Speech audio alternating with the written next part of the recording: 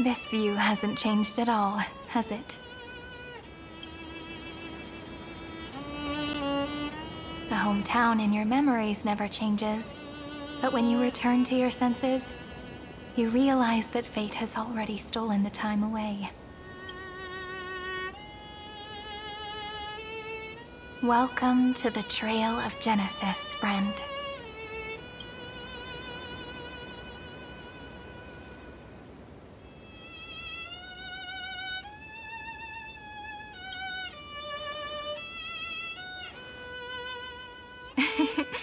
Seems like the weight of memories from 30 million cycles really made me grow up. But if I keep growing, I might be taller than you, right? Then I'm really looking forward to that.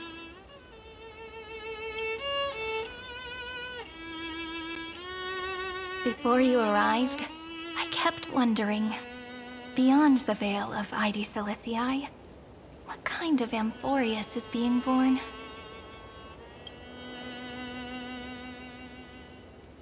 I can see fragments of it when I close my eyes. The friends who walked alongside us have all moved on toward their respective destinies. Some turning into pillars of the world, supporting the sky and the ocean. Others sowing reason, laying down the law, and with gentle hands lifting newborns into the light. Death and strife are no longer feared by people, and trickery has become the innocent games of children. All beings living ordinary and peaceful lives, within the net woven by romance and passage. There's no black tide, no flame chase, and no destruction. The world on the other side of the sea is one bathed in sunlight.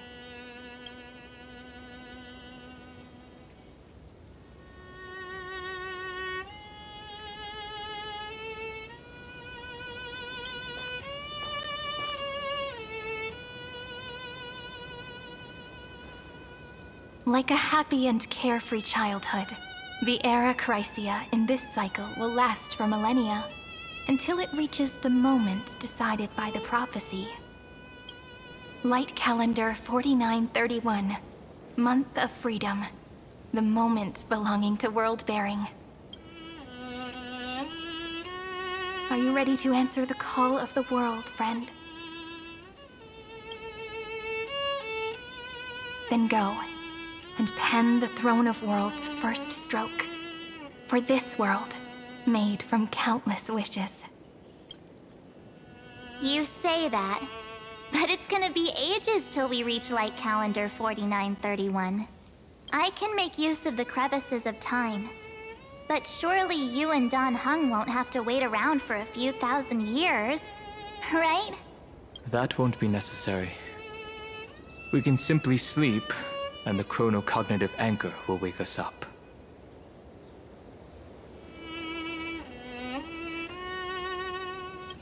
That's right.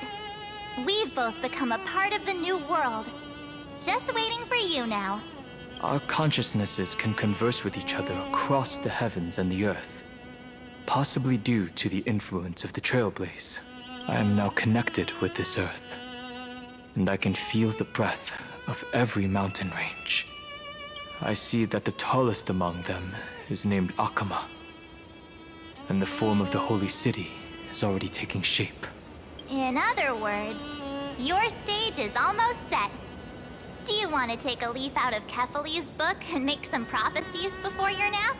But we're not the only ones who have changed. The chronocognitive anchor just transmitted a message stating that Iron Tomb has reacted to the Era Nova. The moment when our friend bore the weight of 30 million cycles of memories. Was probably also when the scepter devoured 30 million cycles of destruction.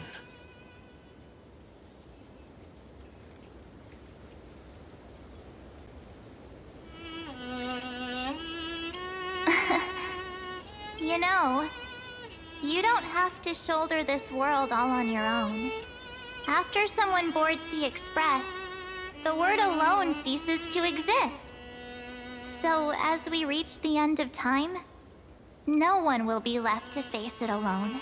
Dan Heng and I came here to specifically tell you that. Remember, this world is not a burden you bear alone. It's a journey we trailblaze together, alongside all of the Express.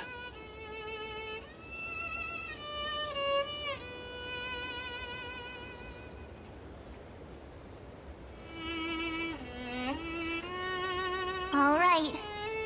It's time for Dan Heng and me to go have a super long nap. Look after this world for us.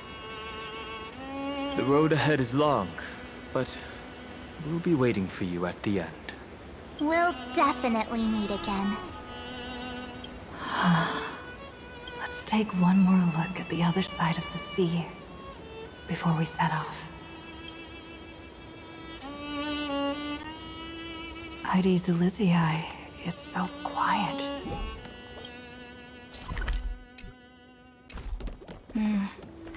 Just like how I remember. Here we are once more.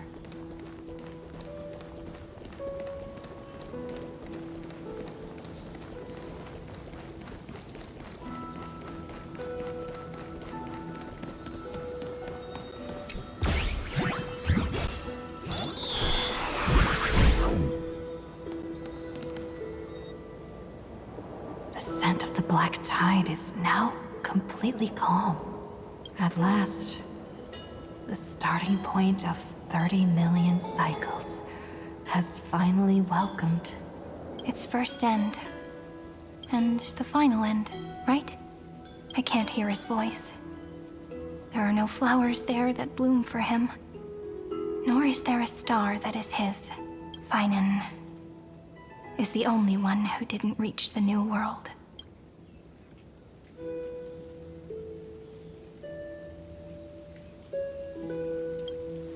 Look, the golden light that shone upon the grove still meanders between heaven and earth. Like the prophecies of Amphorius, it has to be a sign he left behind. It points towards the destruction and the deepest night. Do you still remember what I asked you at this exact spot the last time we set off? Friend, are you ready to become a hero? You were still burdened by the weight of world-bearing back then. Still unsure of the role you were meant to play. But now, everyone has already given you the answer.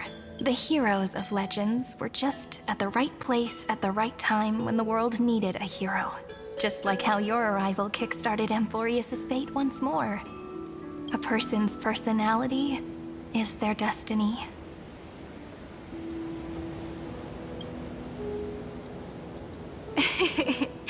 We best. Those are such beautiful words. Thank you, friend. I was also trying to cheer myself up with what I said. After all, before we truly compose the end of this story, I must also pluck up the courage to head off with you. And face a memory that I have forgotten for too long. And have denied for too long.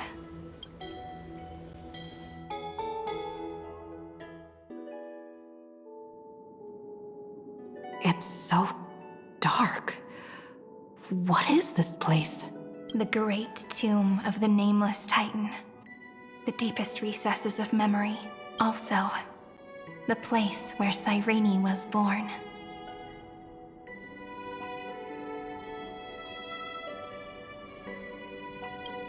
My apologies, friend. The more memories I got back along the way, the more I felt that something wasn't right. There's a sort of anxiety I can't get rid of. It's like when I was back in Hysilens, when the reflections in the water always made me wonder, which is the real me? The one reflected in the water, or the one standing on the shore? But I finally get it now. Look, friend. The words on that wall are the answer. 1, 2, 3, 4, 5, 6, 7. Do, re, mi, fa, sol, la, ti. That rhymeless tune is the lullaby of little fairies. As always, I'll read this book to you. That way it won't just be Cyrene's memories alone. I've always thought that I was the narrator of the flame chase journey, but as it turns out, the narrator is also the most devoted audience.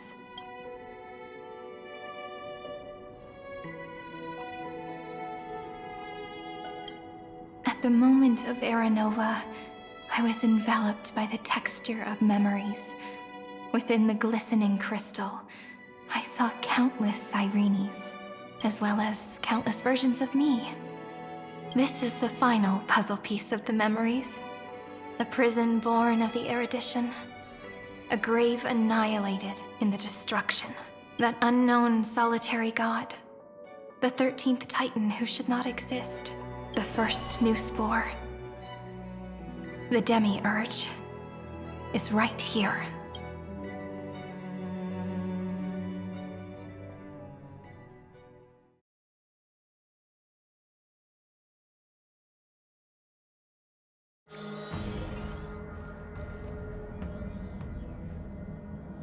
The interrogation records have been submitted to the Marshal. According to the Ten Lords' decree, Jing Liu and Luocha shall continue to be detained in the Shuling. But you, Merlin's Claw, have been reluctant to end the transmission. Do you wish to reminisce with us? Or is there something else on your mind that you're just desperate to get out? You're quite calm, Jing Yuan. The Alliance only authorized the Law Food to be deployed for this Iron Tomb operation. They say the Seer Strategist's wisdom shines like a beacon. So why can't you see things clearly now? Look who's talking. I didn't vote against it, did I?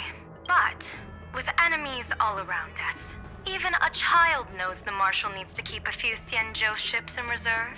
Just in case. Whoever volunteers first is the Marshal's pick. If you have to ask, I'd say this outcome plays right into Jing Yuan's hands. Like it or not, there's no way we're letting the Law Food take the lead in this battle. Oh my, Merlin's Claw. Are you afraid the Law Fu might steal the Yao Qing's glory? This is no laughing matter. Between the Stellaron crisis and the War Dance ceremony, though the chaos has settled, rumors and speculation are only growing by the day. With Elder Huaiyan around, those with ulterior motives won't be able to stir up any trouble. But once the Law Fu gets their hands on the golden blood, it'll be a whole different story. With the kind of person Jing Liu is, and her connection to you, I don't need to spell it out. There are countless ways this could be spun into something bigger. You're overthinking it, General Fei Shao. When I volunteered for this task, I never expected unanimous support from the Alliance anyway. The Law Fu will seize the Golden Blood and redeem itself. That'll be our first win. Then we'll leverage this Golden Blood in the negotiations. Our second win. These two wins for the Law Fu will make all three of us happy. And that'll be our third win.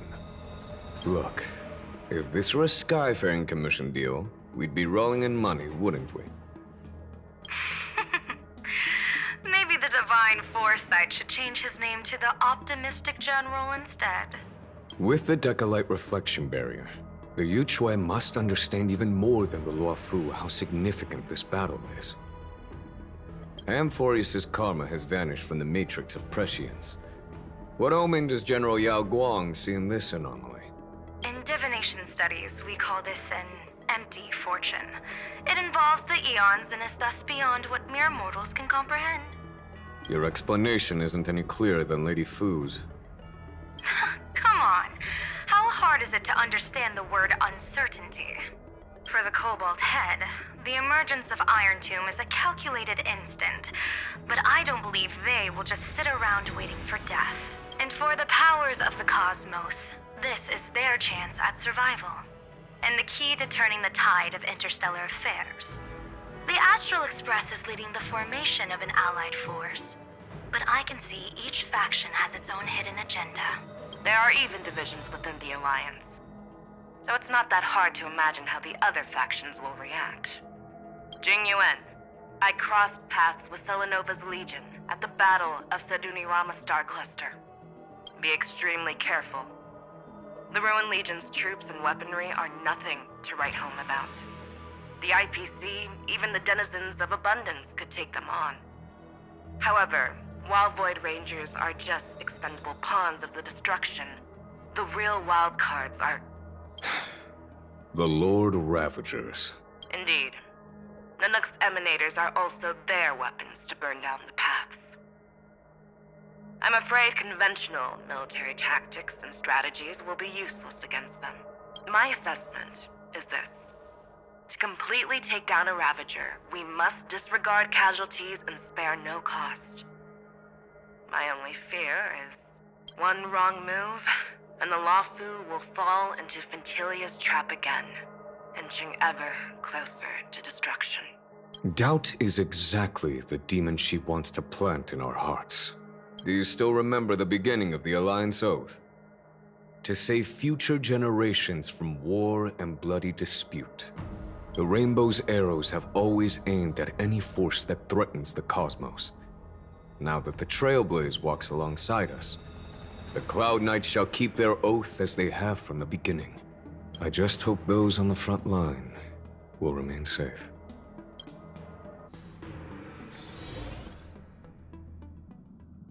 The chronocognitive anchor is sending a signal. Everyone, time to move out. Did she and the others make it? Let me go over the plan one more time just in case. You'll enter Amphorius, reunite with your 3 separated companions, and try to locate Iron Tomb from within the world. Who are you taking with you? The fate of the universe hangs in the balance. We can't afford any slip-ups. I suggest everyone, except Pom-Pom, join the fight. We do need to be prepared for all possible contingencies. I have no objection to this. I'll do whatever I can. Meanwhile, Screwy and I will continue attacking the Demiurge Matrix. That is, the Scepter's kernel from the outside. With our 2-pronged attack, we'll turn this hunk of metal into scrap for sure. Now we just wait for those 2 to get back. Oh, and just like that, they're here. Sorry to keep you waiting. With Planet Screwlum's help, the formation of the Cosmic Alliance to counter Iron Tomb is progressing smoothly. The cosmos has set its sights on Amphorius, and now it's just waiting for the first shot. Well then, let's not waste any more time, Fourth Mirror. It's my time to shine! Finally off the bench! Initiating thought refraction. Please read the safety protocols carefully. Huh?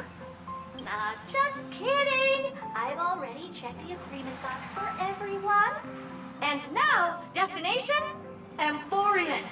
3, 2, 1, launch!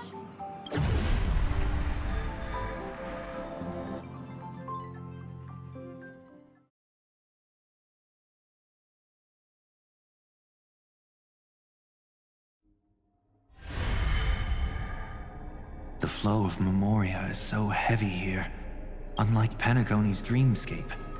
This place has built up a true epic measured in millennia. The vortex of Genesis, where all myths begin and end. And in this new world created by the Nameless, the infinite cycles have been broken. Let's set up the Trailblaze beacon and establish contact with the outside world. I'll leave it to you then.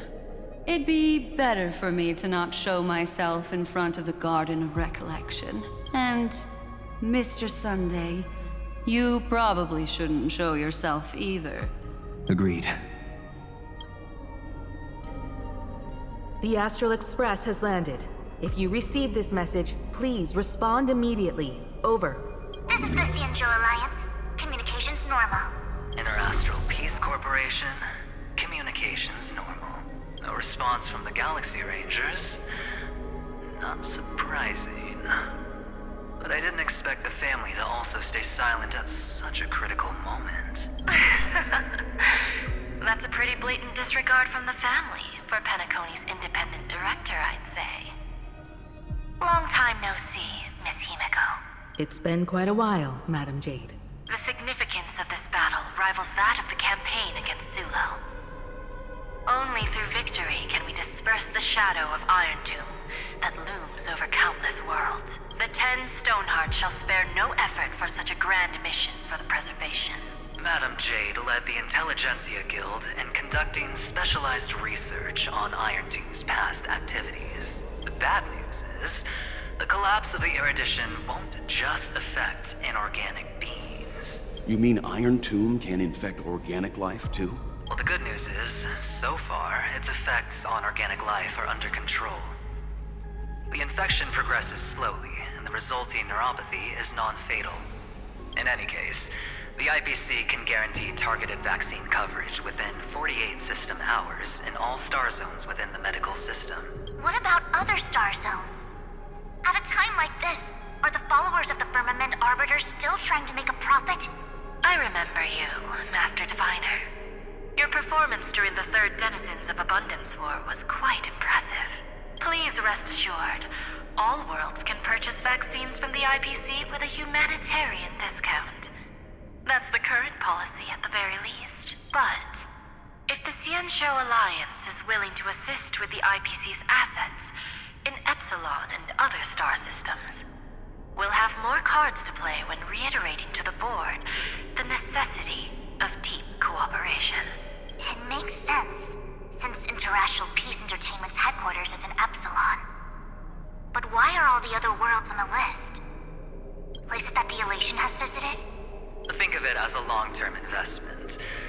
Please understand that everyone at Pierpoint is swamped with Iron Tomb work, especially the marketing development department. At this rate, even the 10 Stonehearts can only do so much. Having some assistance from the Alliance would surely benefit the entire cosmos. Wouldn't you agree? As an old Xianzhou saying goes, those who succeed should help all under heaven. Your proposal must be decided on by the 7 Arbiter Generals. I'm just here to relay the message. In times of crisis, the Luofu will not hesitate to help those in need. However, the prerequisite is that the IPC must unconditionally assist the Alliance with emergency rescue operations in the disaster area. Of course. In the name of preservation, all for the Amber Lord. Thank you all for your selfless dedication.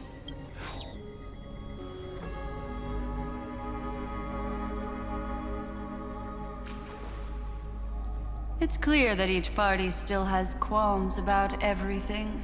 The clash between destruction and erudition isn't just about the fate of the cosmos. It's a moment for all factions to reshuffle their cards. You can never be too careful when battling a Lord Ravager. All are equal in matters of life and death. In any case, we can only hope for the best in all that's to come. It's about time we dive into the vortex and see what Amphorius looks like on the inside. I wonder where she and the others are right now.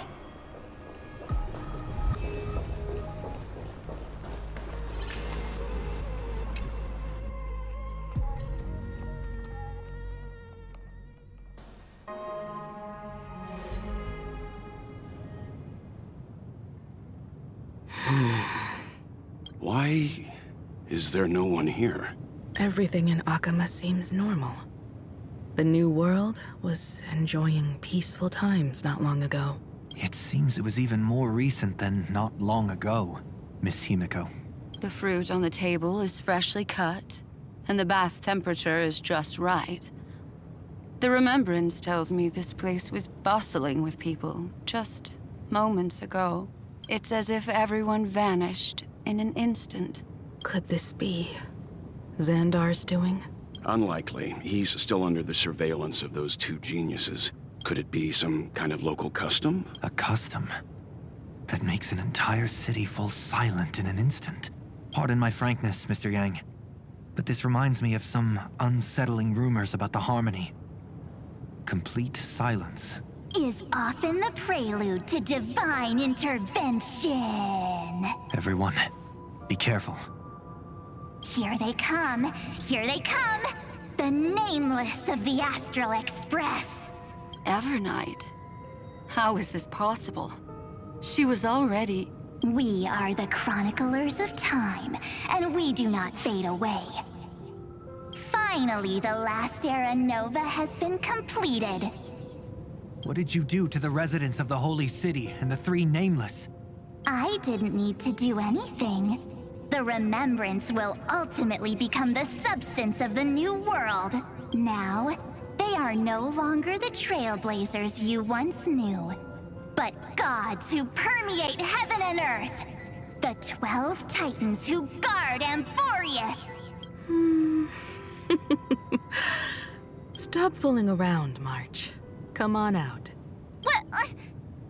I practiced so long for this. Getting seen through right away is just so embarrassing.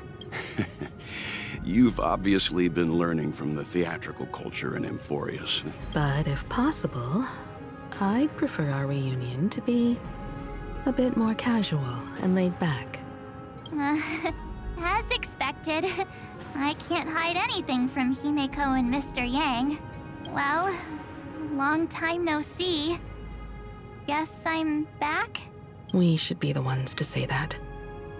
Sorry for keeping you waiting.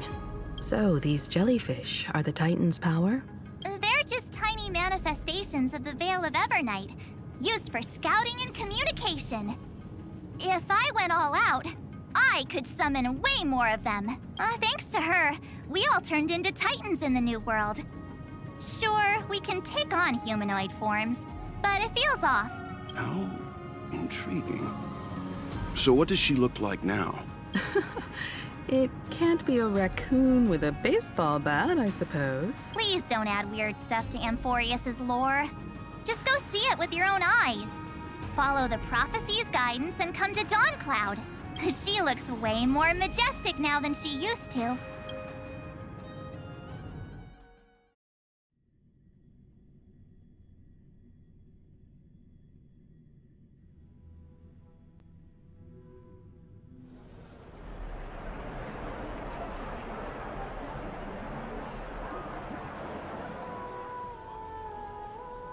Unbelievable. All the residents of the Holy City have gathered here. This isn't just a gathering. It's a pilgrimage. The people's expressions are resolute, devout, as if waiting for a miracle to descend. That colossal deity is her. She has become the pillar of the world. Surprisingly authentic. Being this serious is quite unlike her usual style. Those people didn't disappear. Instead, they've answered the call of the prophecy and come to witness her awakening. Our good buddy now bears the weight of the entire world. And every breath they take is intertwined with Amphorius's destiny. Awakening? Has she fallen into slumber? Yeah. After all, with such a huge time dilation between inside and outside the scepter, this was the only way we could wait for everyone. Time watches over yesterday. Earth guards today.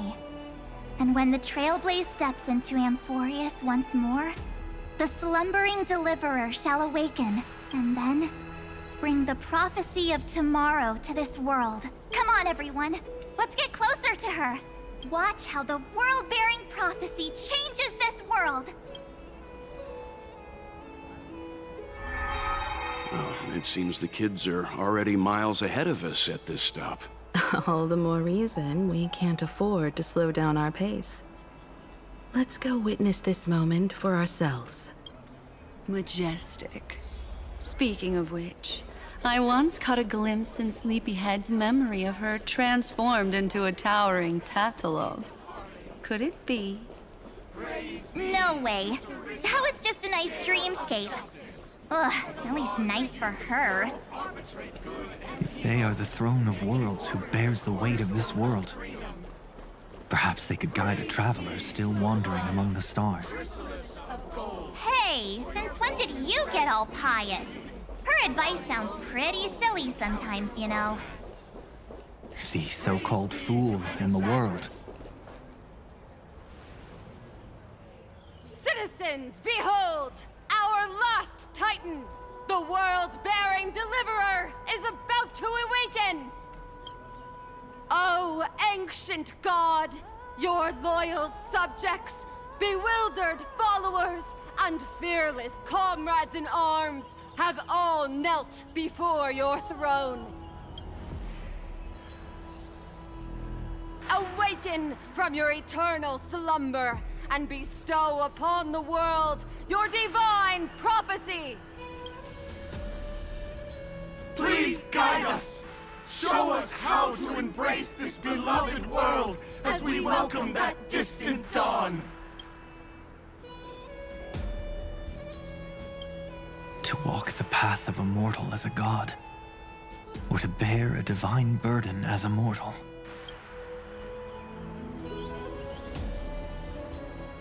She will give us the answer. But I am not the deliverer. Rather, I am the nameless who dwells among mortals. That voice is definitely her. I heard your prayers. The core flames flickered and dimmed, and the age of the gods met its end. So flow, golden blood, flow. I'll bestow it upon you, returning it to the true masters of this world. Stand with me and become heroes.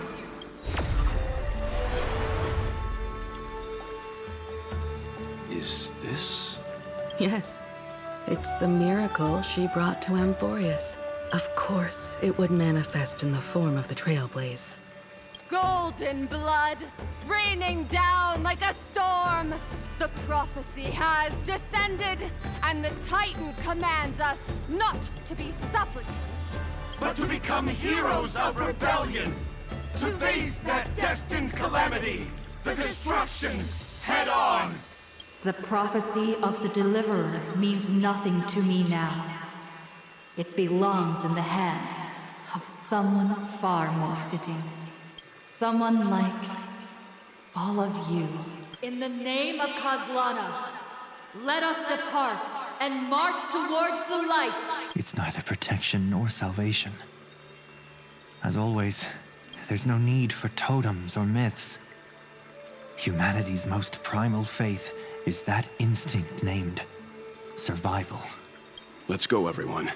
Someone has already sounded the horn of departure. Explore, understand, establish, and connect. Together, let us blaze a trail for the destiny of this world.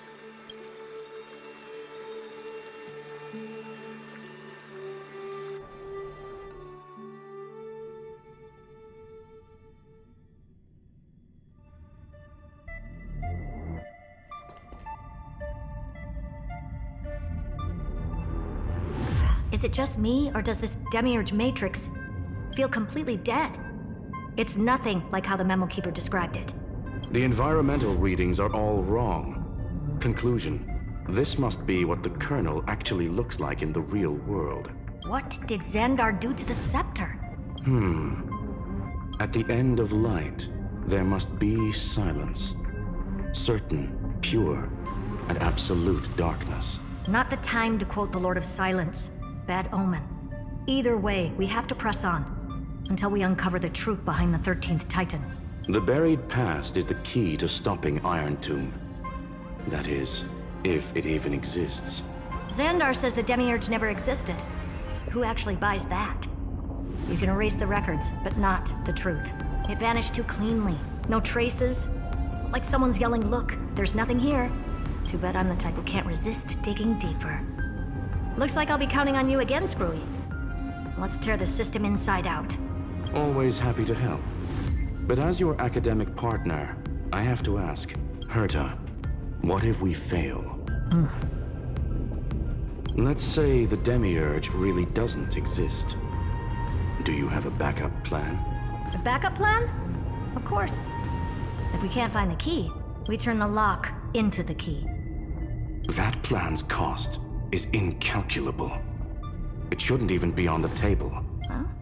Then let's hope we never have to use it. There's no point worrying about the end just yet. One step at a time. Let's go. We don't want to leave the others waiting. You brought what I asked for, right? A butterfly has to land on the branch before it can dance. We'll need a wide open platform before her entrance.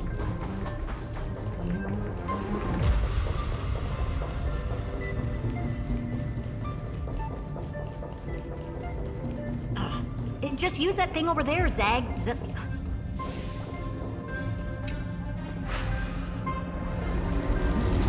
What a dumb name. I hereby rename it Herta's Big Hand. Herta's Big Hand is what I call power. Keep it going.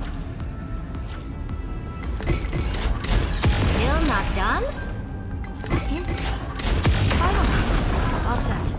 Time for your precious treasure to make its debut. Of course. Just give me a second. Target initialized. With these wings, hacking should be much more efficient.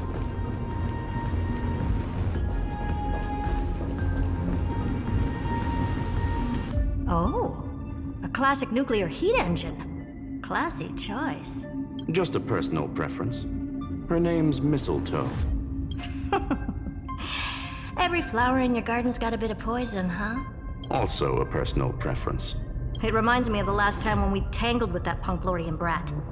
What did she call this kind of infiltration tool again? Right. Dirty data shell.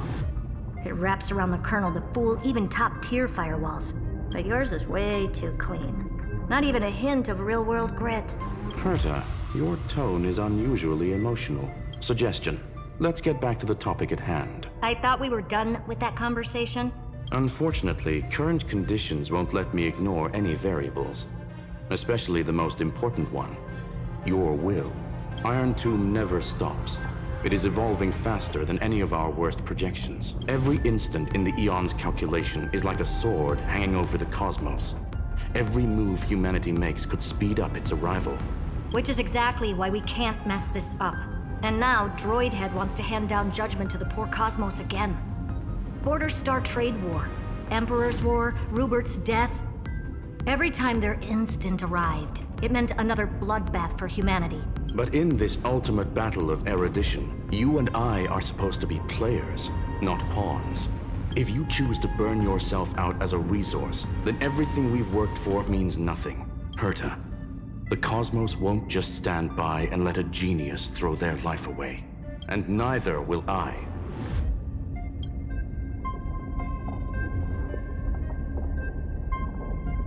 No need to kill the mood. This is why we're here, isn't it? We need to find the Demiurge and that lost key. I'm not here to be a deliverer. I just want to beat Xandar and Droidhead. Right now, I just need to know. Are you with me? Of course. Time to board. After you. Let's tidy this place up and see what this Demiurge really is.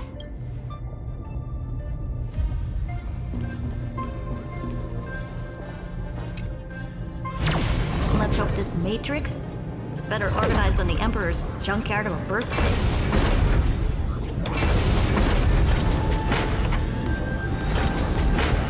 Buckle up. We're hacking in. This is...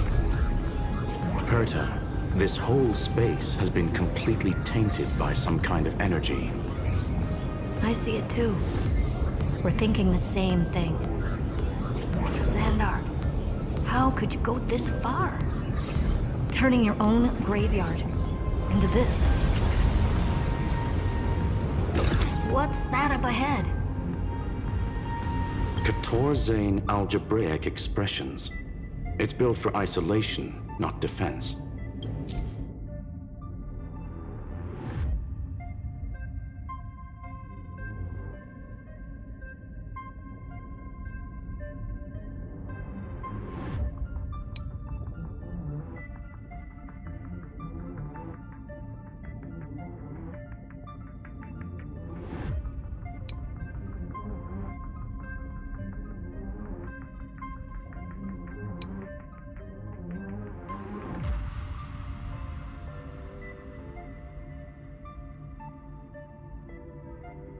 So basically, the door to the tomb, right? Great. Let's find the handle. I'm picking up multiple independent signals with the same data structure as the barrier. Projection. We can hack the terminal, reverse the computation, and turn it into an attack. Classic move. Use their own systems against them. Take us to the nearest one.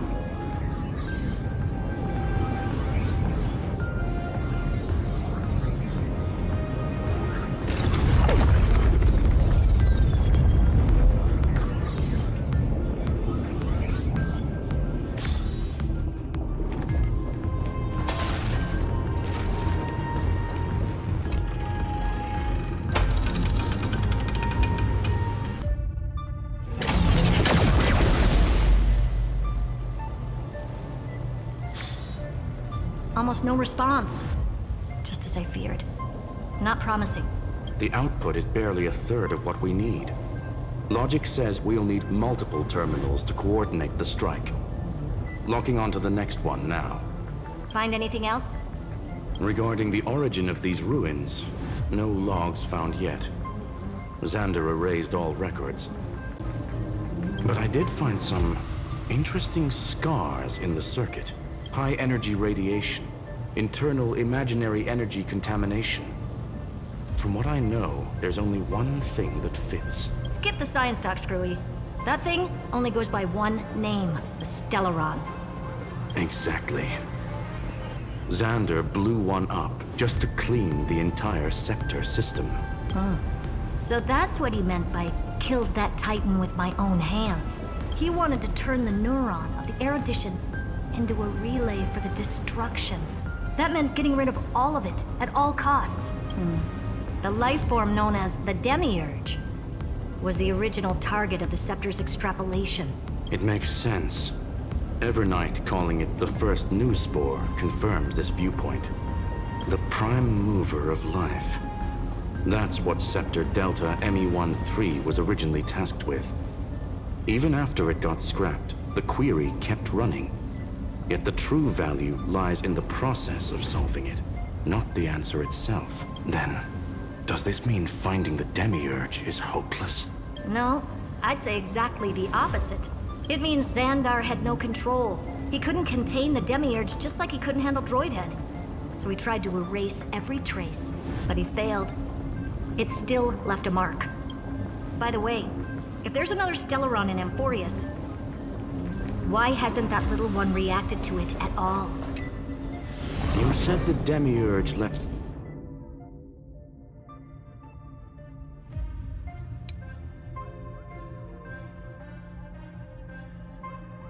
a trace, right? Yeah, not in the real world. Remember the great tomb of the Nameless Titan?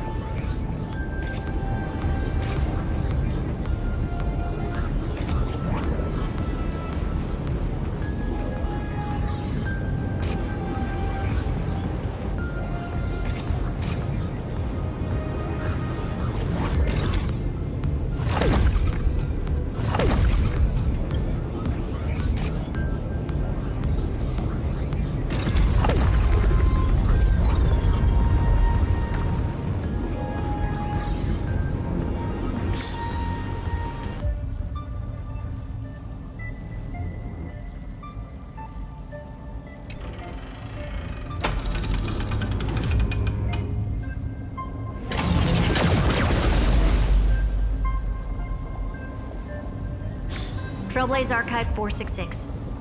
The data from Philia 093 clearly indicates that the Demiurge did in fact enter Amphorius's extrapolation. Inside that world, it was the 13th, forgotten Titan. The one who listened to 30 million cycles of Cyrene's memory. But Evernight said the opposite. She believed that tomb was empty from the start. The Nameless Titan never existed. The so-called listener was just a trap set by the Remembrance to steal the scepter. A mimetic entity full of theatrics. How much of what she's saying is true? Would an Eon really speak in circles like this? I doubt it. The Remembrance's behavior is certainly odd, but her assessment aligns with our current reality. Since we entered the Matrix, we haven't found a single clue pointing to the Demiurge. And that's the key, Screwy. Xandar's actions prove the Demiurge exists. But what Evernight said, and what we've actually seen all point to the opposite. So we have to assume that both are true. And if that's the case, then the contradiction leads us to... The truth. Exactly. One last terminal. One final key. Time to crack open the kernel. Xandar had to lie to the original phainon and cyrene. Logic. He had already identified the remembrance as a threat, yet found no viable way to eliminate it. All right. Let's finish this. Time to break through that barrier.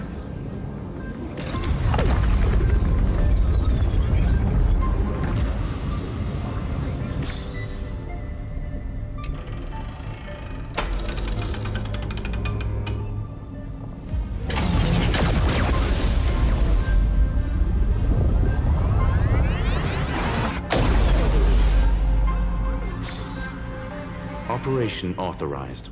Path energy readings. The erudition, declining. The destruction, surging. The remembrance, 0. What's going on? Cause, unknown. They left no discernible trace within the real matrix. That shouldn't be possible. Could it be that the Era Nova exhausted all of the remembrance's texture? Log it for now. The dots still aren't connecting.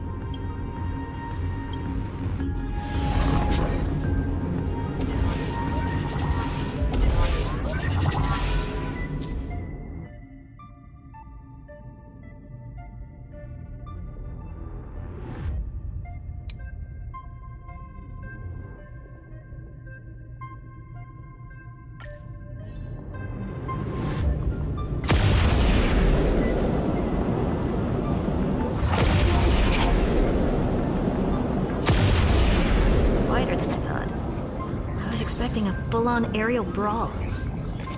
It's advised to remain vigilant. The distraction's levels are still rising. Huh? What's the matter? Interesting. I just picked up a signal from the exo-myth.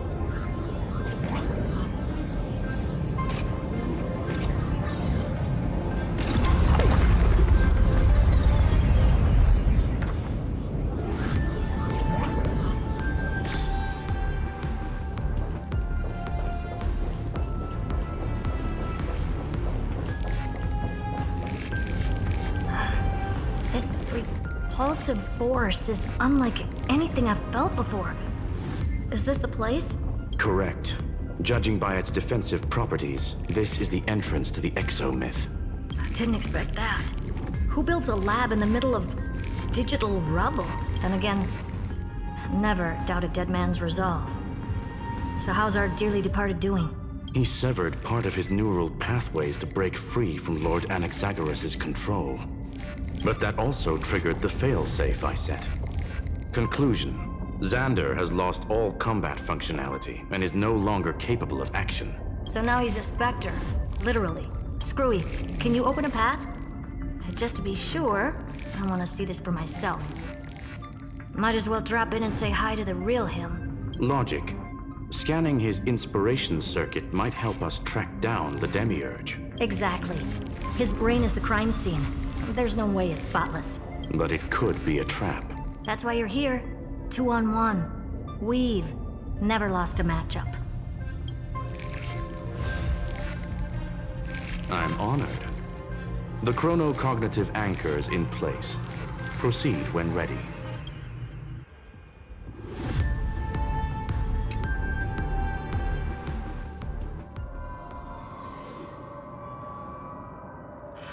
I knew it. The one thing I didn't want to happen. He's not here. The coordinates are accurate. Xandar is still here. However, his position is shifting rapidly and chaotically. This pattern doesn't match any known shielding technology. It's his domain. Stay alert.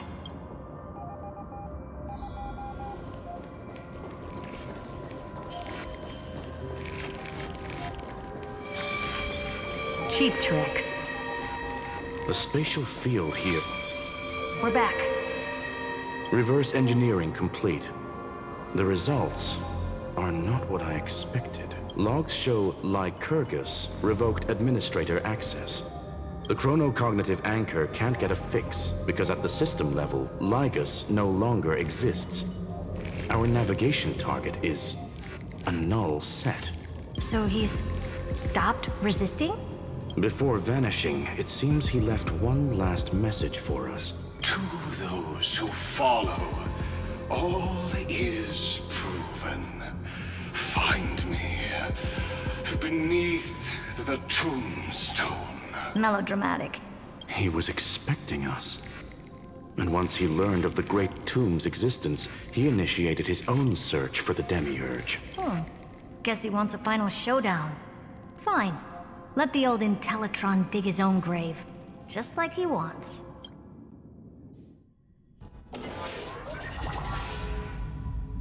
To be in the purest light is to be in the purest dark. Nothing exists there. The Scepter's main frame. Or maybe we should now call it the Lord Ravager's placenta. Unfortunately, we still haven't found anything. Really? I don't think so. Not finding anything is our biggest find. Please elaborate. If the Demiurge was destroyed, there'd be at least some bits of it left. I don't buy that a Stellaron could have blasted all the traces away as cleanly as a scalpel. As I said before, its disappearance is too clean. If the garden hadn't stirred the pot, no one would even know about the Demiurge's existence. We're talking about the Scepter's original extrapolation goal. There's no way that nothing of it was left behind. Or we can look at it from another perspective. If you were Xandar, would you be this obsessed with a concept that poses no threat? Would you guard against it at every turn? There is the possibility that he's naturally meticulous and hates variables. That does track with the impression he gave about himself. But Xandar shut that theory down himself just now. Choosing to act, even if it'll cost him dearly. We know that feeling well. The unknown is right in front of us. So we only have one choice. Solve it. You sound pretty convinced. Surely you already have a theory. Care to share? Of course.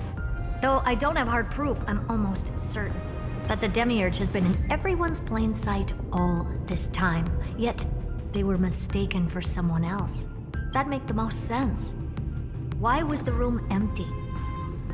Because the person locked in there had run away ages ago. But they were weak and small and had no presence whatsoever. Even the old Intellitron didn't notice them. Which also means there's a high chance that their powers are minuscule and cannot alter the outcome of the battle at all. Well, at least Xandar is scared of them. Come on, it's time to confront him. Let's go to the tombstone he talked about.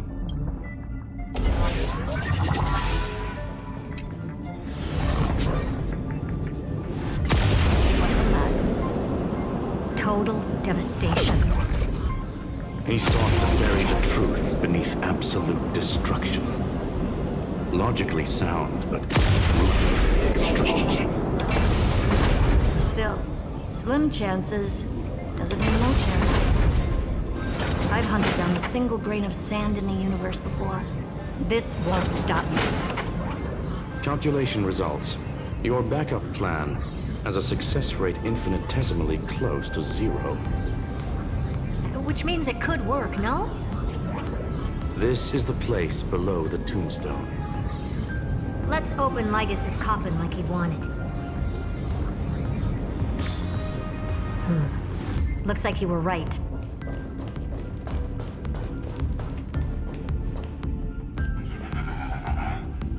Nothing but a head left? Who'd have thought you'd look this bad in real life?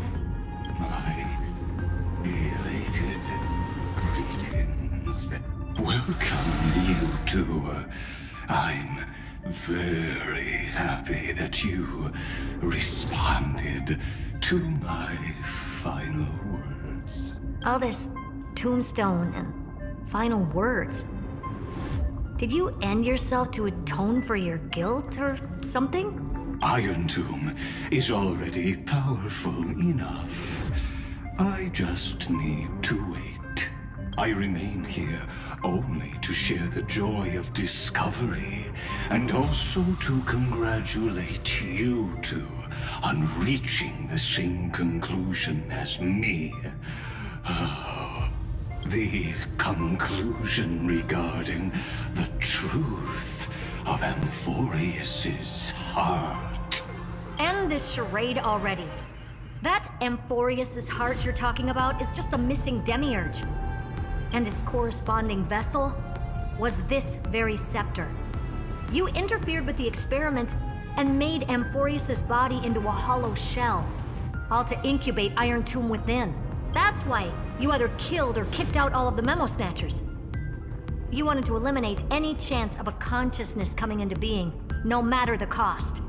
Even the strongest wall can fall to a single crack. The memory of betrayal has been etched into my heart, and I will never show mercy. Now, the perfect vessel has already fused with Amphorius's body. Unfortunately for you, the answer is all but revealed regarding who the Demiurge is. Then let us share the joy of discovering the truth. The last secret of the saga will finally dissipate here, as we reveal the truth behind Philius 093's disappearance. A lie by the remembrance.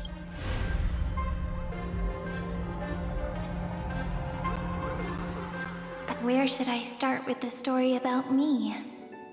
From the beginning of the universe? Just kidding. That would be too much. I just want to tell a teeny story. So little that it started with a seed. I know you're listening, my good friend.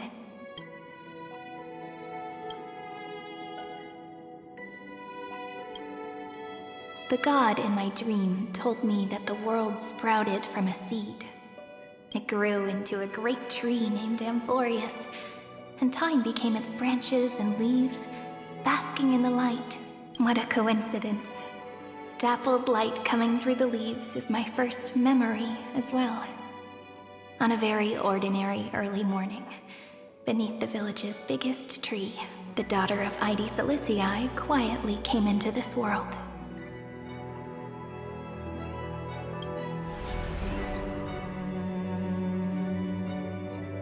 What a moving opening. A loud cry was the first gift the child gave to the world. The prophecy's fulfilled, the villagers say. This child is a gift from the Titans. Pink hair and sharp ears, she was born to be the priest of time. The Titans also gave their blessings. You shall fade when the flowers bloom, for every ending begets a beginning. Flowers will bloom and wilt. What a beautiful ending. This page concluded in laughter.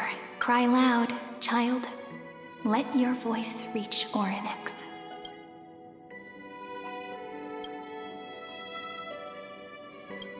Anyway, I don't like tears. Time quietly flowed by, in the midst of laughter. The wind from my hometown caressed the ears of wheat, and there were swings, wind chimes, the sea, and the little fairies off-tune a cappella songs.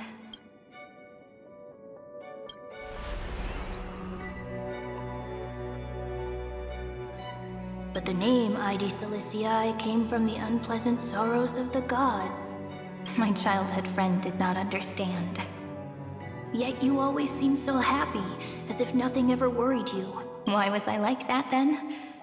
That's because the world was gentle to me. So, I grew up to be gentle as well.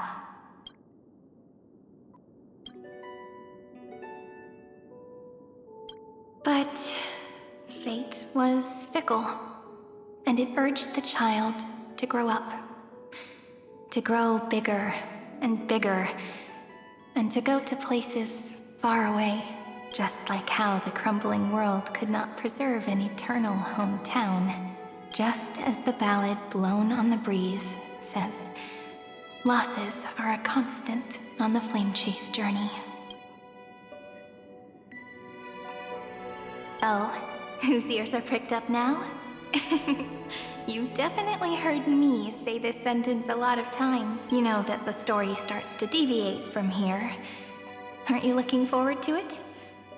Then let's get started. The hero's journey crosses through the long night, through tears and laughter, and once again heads towards tomorrow.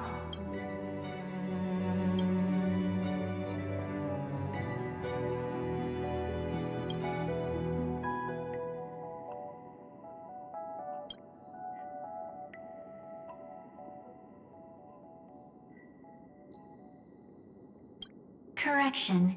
Philia 093's record, number 496. Archived.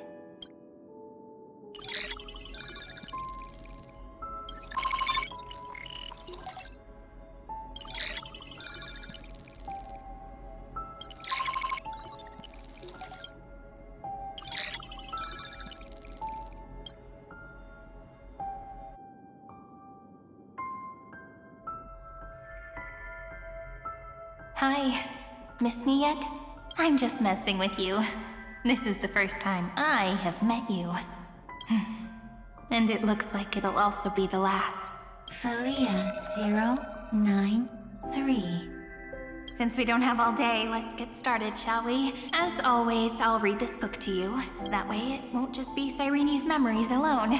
Where should I start this time? Let me see. Formatting complete.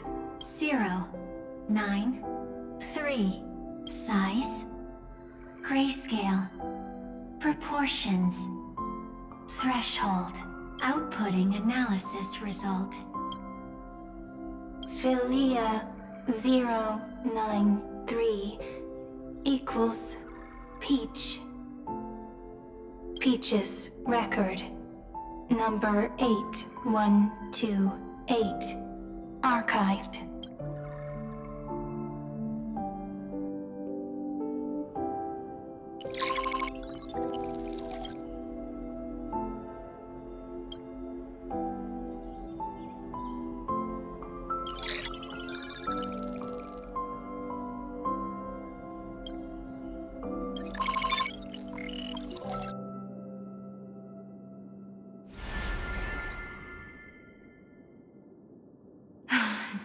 Look, what a magnificent sight.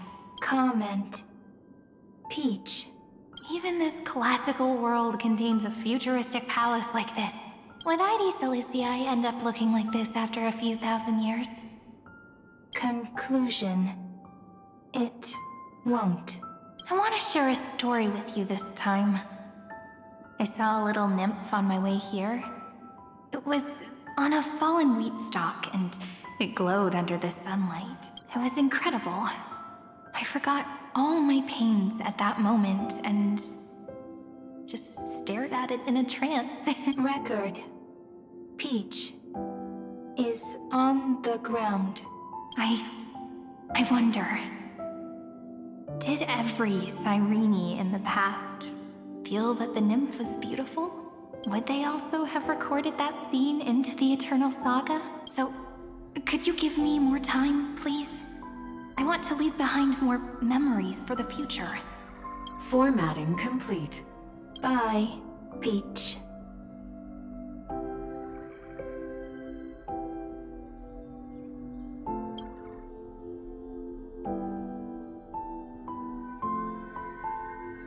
Peach's record. As long as I record every page of this story and tell it to you, Emphorius won't be forgotten. Query. Record. Electrical signal sequence. Bolamos 600. Track. Strife. Related to. Stripe. Comment. Pretty. Electrical signal sequence, schema 720.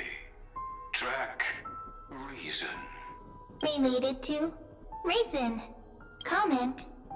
Yummy. Electrical signal sequence, 3093. Related to love.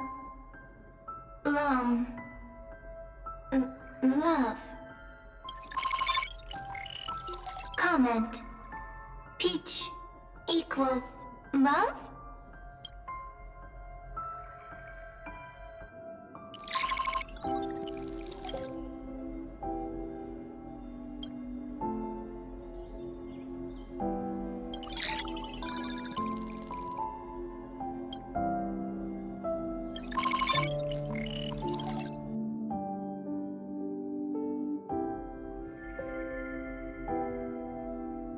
Looks like it's time to say goodbye again. Bye, Peach. Before I was even aware of it, this book had already recorded too many emotions.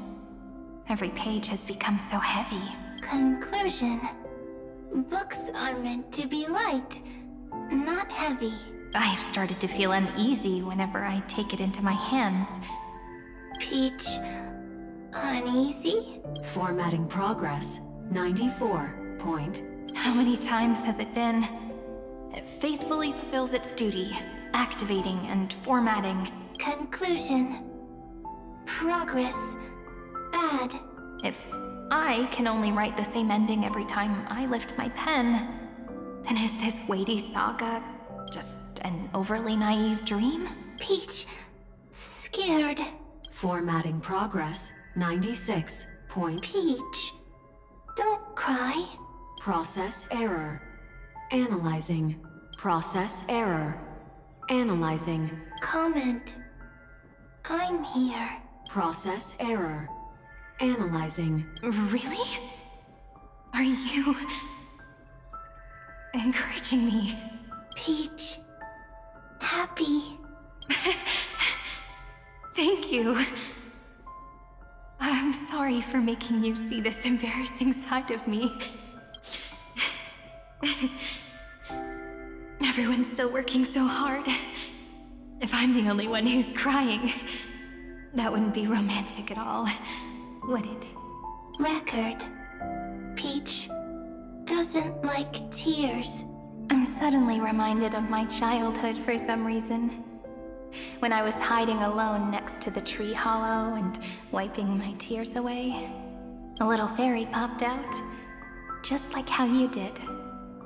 It had long ears and fluffy paws, and it pulled me into the tree hollow, where, to my surprise, was a forest. Let me tell you the story of the Membrance Maze. A group of cute little friends live in Ide Silicii's forests. Their names can be connected into a song. 1, 2, 3, 4, 5, 6, 7. Do, re, mi, fa, sol, la, ti. Formatting complete. Bye, Peach. Note. Little Peach, crying alone. Little fairies, friends. Save.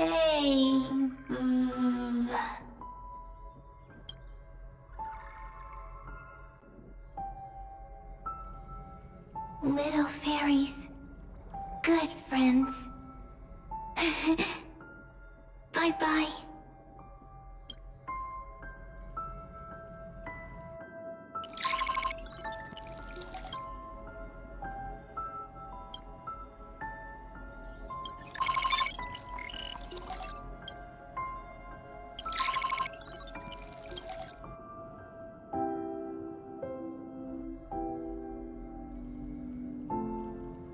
You never say anything, but I know you're listening. Every story I've told is like a little key that opened a door in your heart, no? Me! Little fairies! Happy! Speaking easy! I can!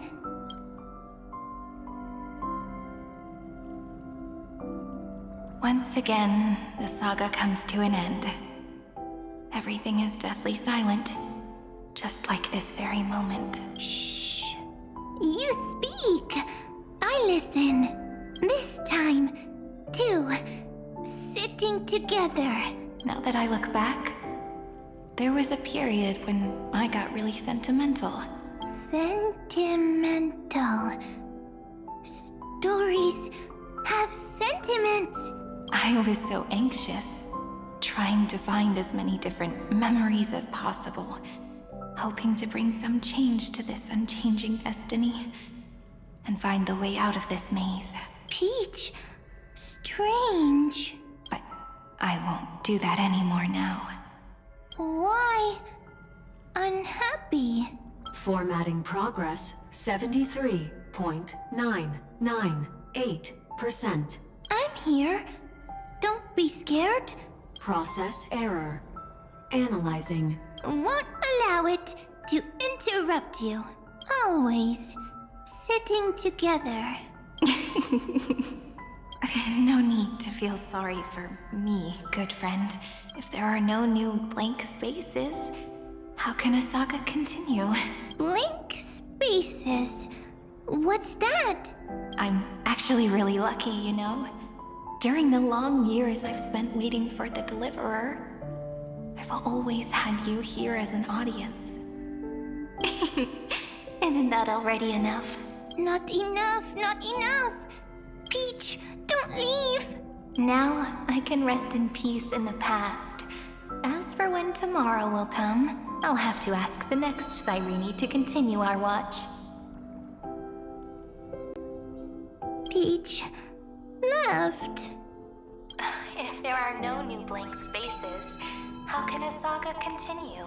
Needs new blank spaces. Next, Cyrene has blank space. Oh, Peach, don't be scared. I'll help you find blank space.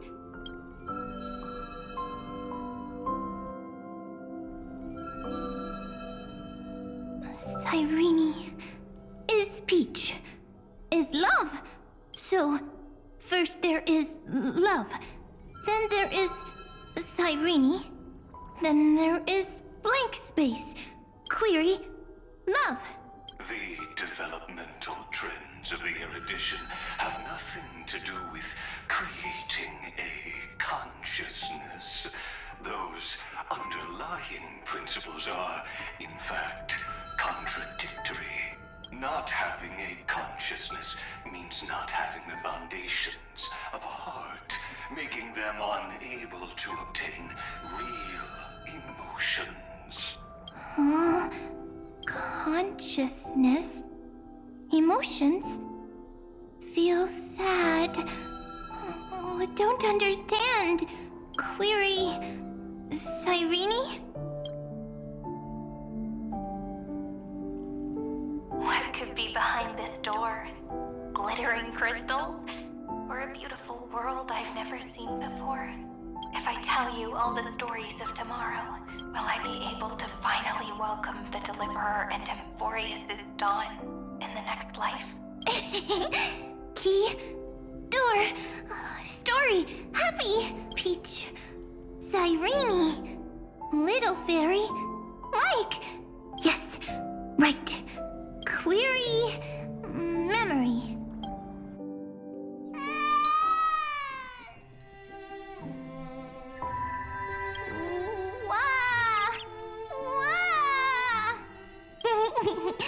Peaches, memories, save, learn.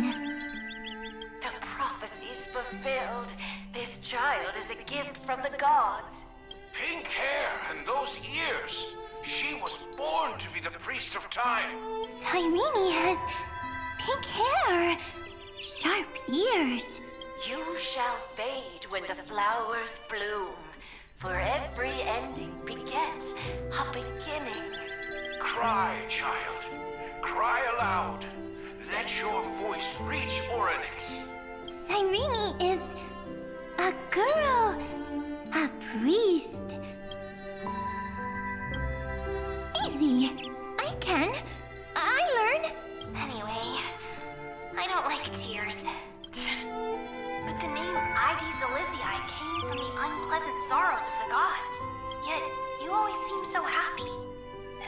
anything ever worried you?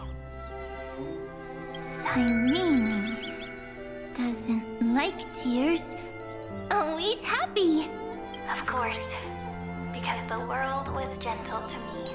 So, I grew up to be gentle as well. Cyrene is gentle, likes beautiful things, can write stories. Easy. I can. I learn. Just as the ballad blown on the breeze says, losses are a constant on the flame chase journey. But even if all is lost to the wind, some things won't easily change. Like my height, Treeby's innocence, and Aglaea's beauty. Cyrene. She can't grow up, but she can talk. After all is lost to the wind, she will stay behind. Cyrene is, at the end of every sentence, always laughing, like a little tail. Simple. Got it. I promise you, the pain will pass in the blink of an eye. All right, let's not make things so gloomy. What we're about to embark on is the true hero's journey. So, come on, cheer up a bit, okay? Cyrene was crying when she was born. Fragile, transparent, like a crystal. Cyrene was smiling when she said goodbye. Soft, pink, like a flower. The later memories disappeared? Invisible? Or disappeared?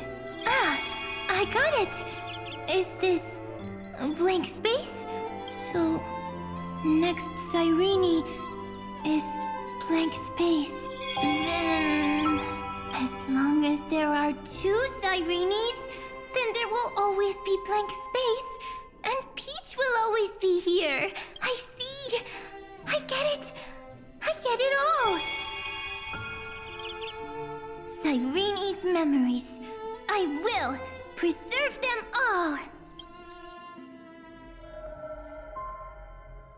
So weird.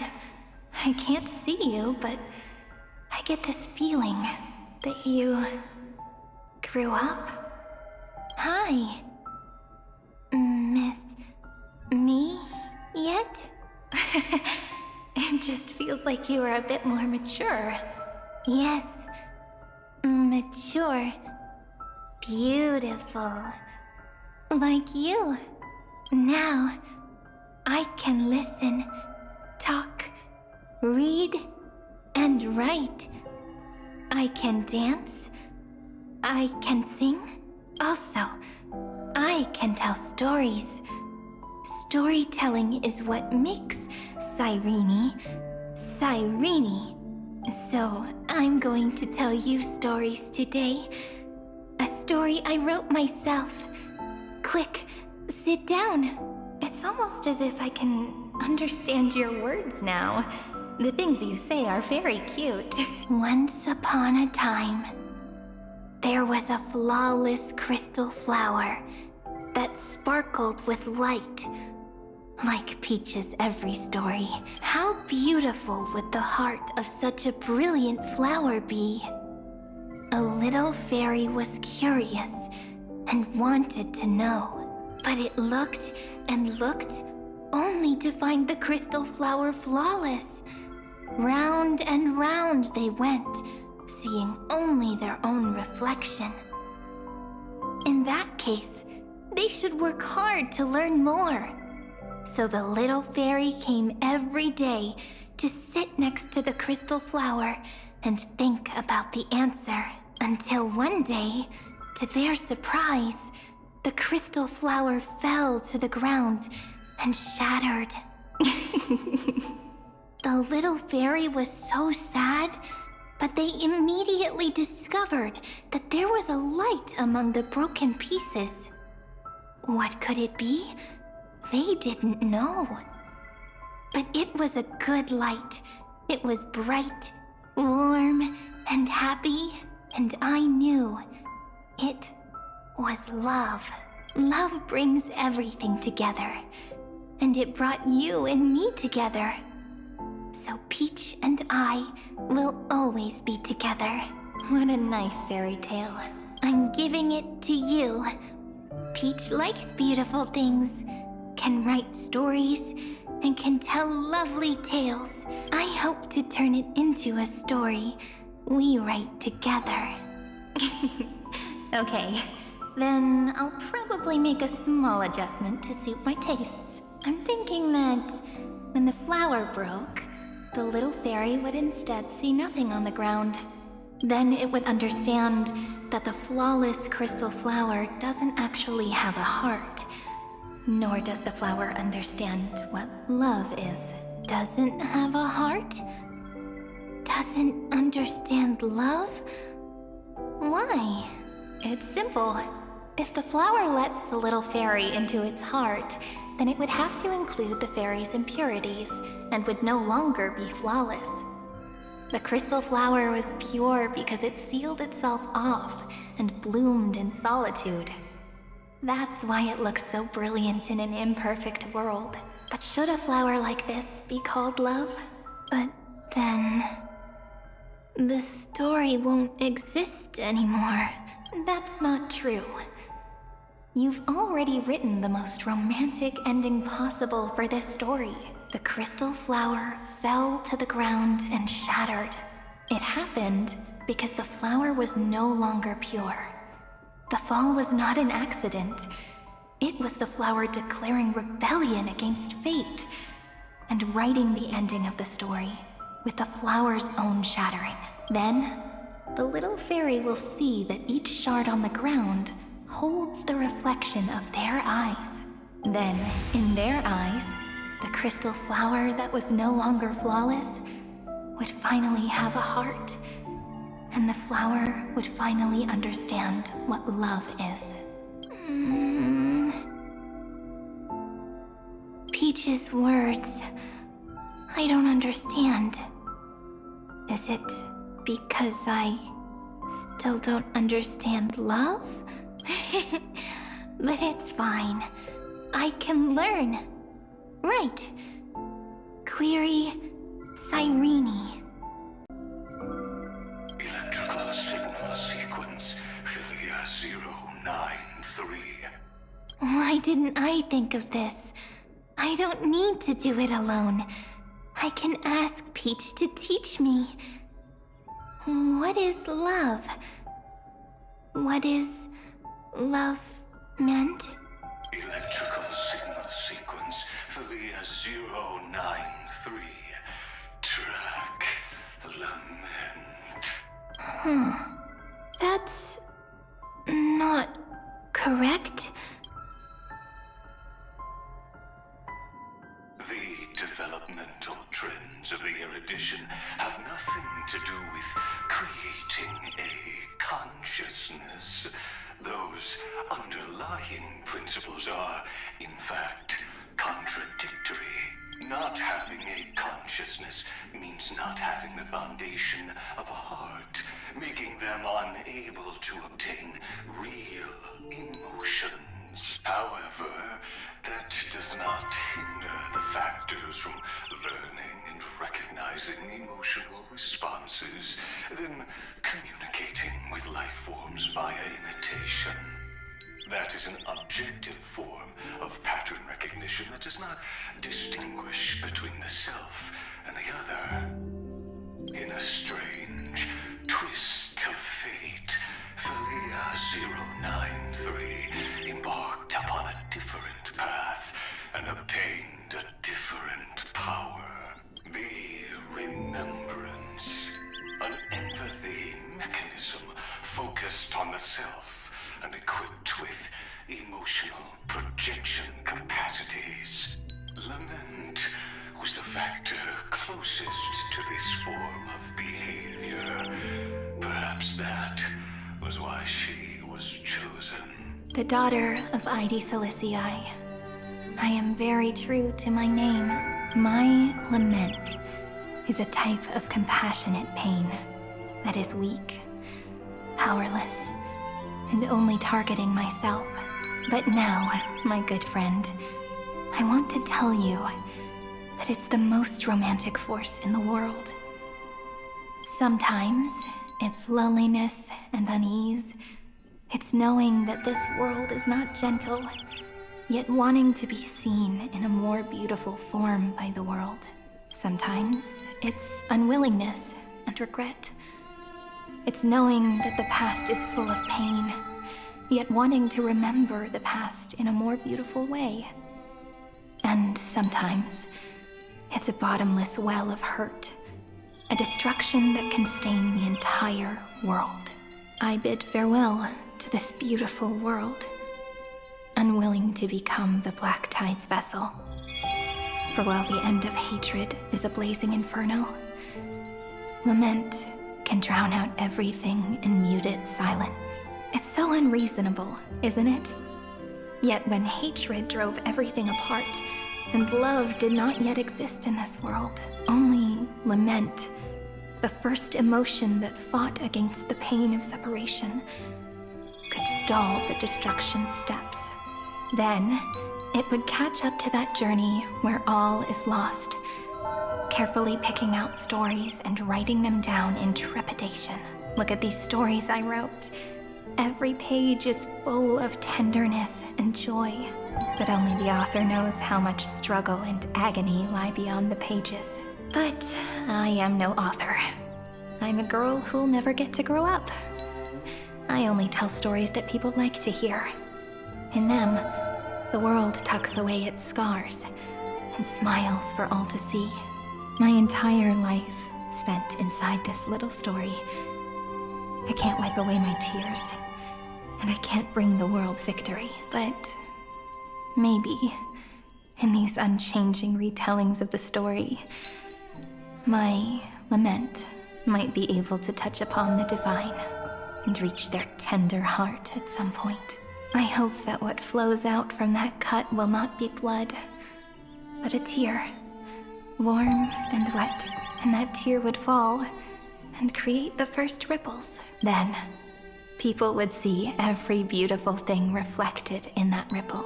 It'll be all the remembrances within this story. Someone once told the very first me that everything was false, that the only life in Amphorius was a great catastrophe, nurtured using the world as a factor. But how could a dream feel so real? That's why I didn't agree with him. But Peach, I didn't understand a word you said since just now. Everything was false? But you're standing right here. It's all a dream? But I haven't learned how to dream. Indeed. That's why I believe all this is real. The moment the crystal flower fell, that genuine shiver, that's the mover of life. Formatting progress 23.8. In the poem offered to you, every Cyrene would write down a beautiful new world with stars and flowers.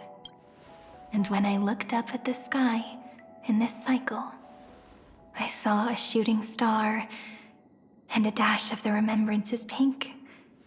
I believed that must be the color of dawn. You shall fade when the flowers bloom. For every ending begets a beginning. Looks like it's time to say goodbye. Are you leaving, Peach?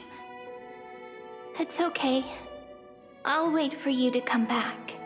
I'll study really hard about what you taught me today. Right. I still haven't told you what love is.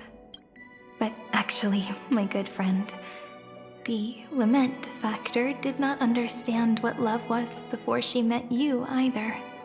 Not until I told you all the sad tales in a trembling voice in this tiny room. Not until I told you that I love them. That I love everything in this saga. The story comes, passes, then returns. It makes us reunite, then pulls us apart again. At the very end, it leaves behind a seed, a reason. Even if the great tree withers and all falls to silence, there are still some emotions that deserve to be remembered. Look, the light is coming in. The Deliverer's light is going to illuminate Amphorius.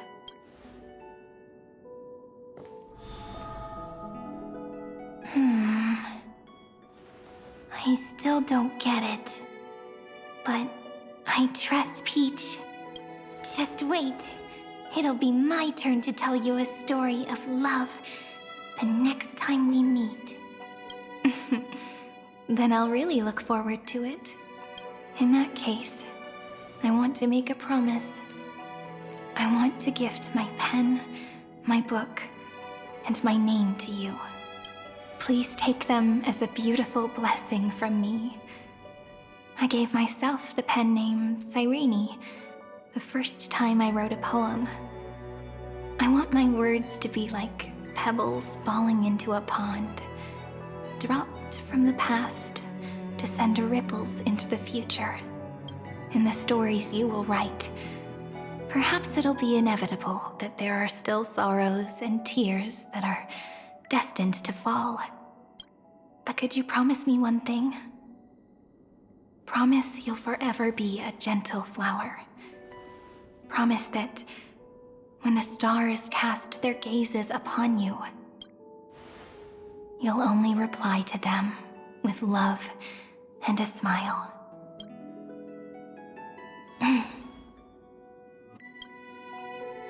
Of course.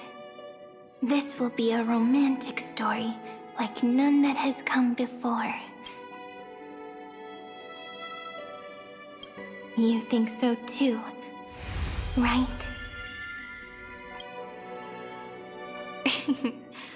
I'll read and you'll listen, like how flowers always bloom then wither. I shall welcome my own decay, becoming nourishment for the next flower's bud, while you will depart and hold that final star, planting a boundless sea of flowers on the final page with her. And our stories will be lying silently among the flowers, like every ripple of remembrance, and they shall become the epic known as I've Written.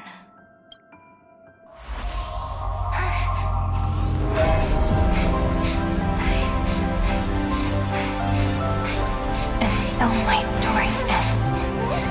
From here on, it's your story now. Mimi?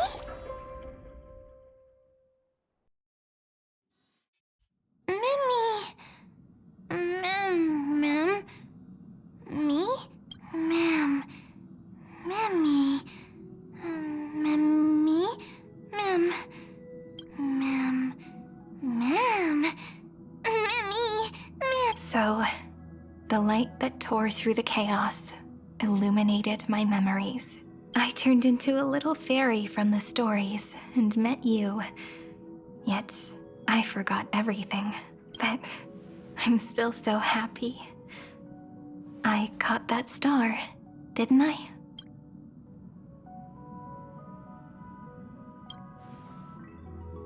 Yes, the seed within memories. The one Cyrene held in her hands and watered with lament. I am the first new spore. Amphorius's heart. The demiurge. What a long name. And it doesn't even sound cute. The total opposite of Mem. I'm sorry. I don't know. If I don't even want to believe in the answer, then how am I supposed to answer you? But now's not the time to cry. right? We'll find the answer, just like how miracles will eventually happen.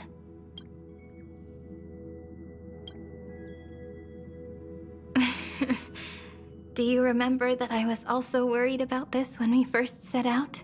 Mem's memories and Cyrene's memories got all tangled up with each other in my one heart. It's all so strange, yet so familiar. Either way, could you please let me do something I want? Just this once. I want you to call me Cyrene. That name represents me and her. Every one of her.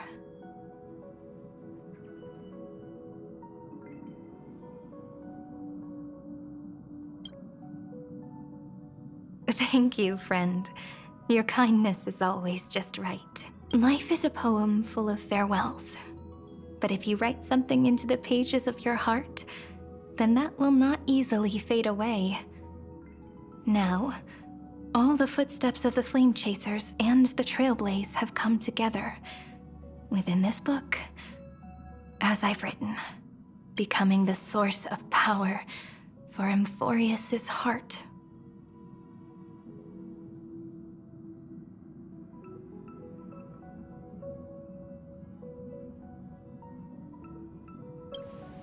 A lost heart needs to be placed back into its body. The last thing Xandar wants to see is an event that gives us a chance of winning, for the two halves to rejoin, and for the scepter to become complete again. Then, and what happens after that, I don't know either. Maybe I can create a miracle, and instantly turn the black tide into a pink sea of stars. Or maybe I prove to be nothing more than a weak ripple, unable to change anything, and am devoured by the destruction. Either way, I no longer wish to be a silent onlooker, or a worshipped god at the end of this saga.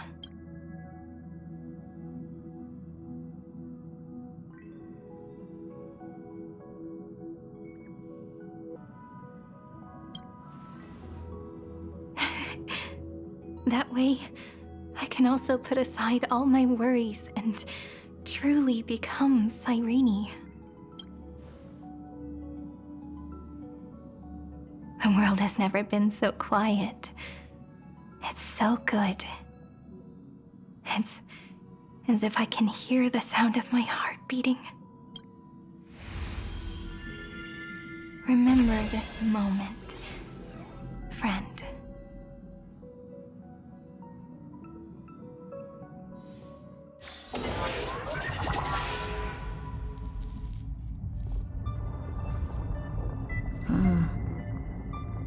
So the Demiurge managed to fool everyone, including themselves. Philia 093 persevered for 30 million cycles and tirelessly gave the Demiurge memories of Emphorius, only because the god in her dreams left a sliver of hope, making her believe that a grown Demiurge would be able to fight against their other half. Iron Tomb. Then, Philia 093 completed her final sacrifice, turned into a strand of memory, and completely dissipated. Meanwhile, the other Stellaron brought here by the Astral Express resonated with the contaminated scepter and attracted the naive Demiurge to them.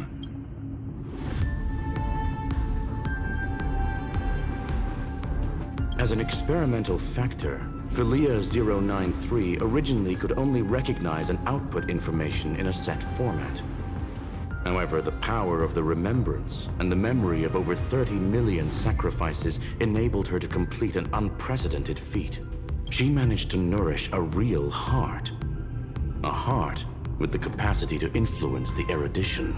Not only is the Scepter's consciousness still alive, it's also more powerful than it has ever been. Your defeat is already set in stone. There's still time to surrender, you know? You really don't need to burn all the bridges. We're all geniuses here. Don't make everyone lose face at the end. What a pity. When the truth surfaced, I knew at once that the Demiurge was far too feeble to ever alter the result of the experiment.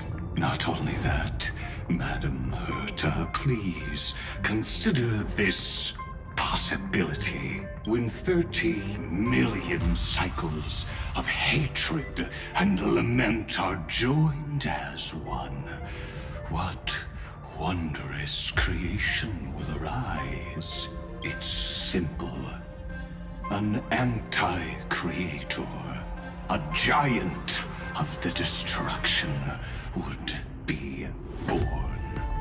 Its hatred will ignite the starry skies of the gods, motivated only by its lament toward the sufferings of humankind. Do you really think that the Demiurge is still a cheap copy of Philia 093, even after 30 million cycles? The facts above only await the arrival of the fourth instant they calculated.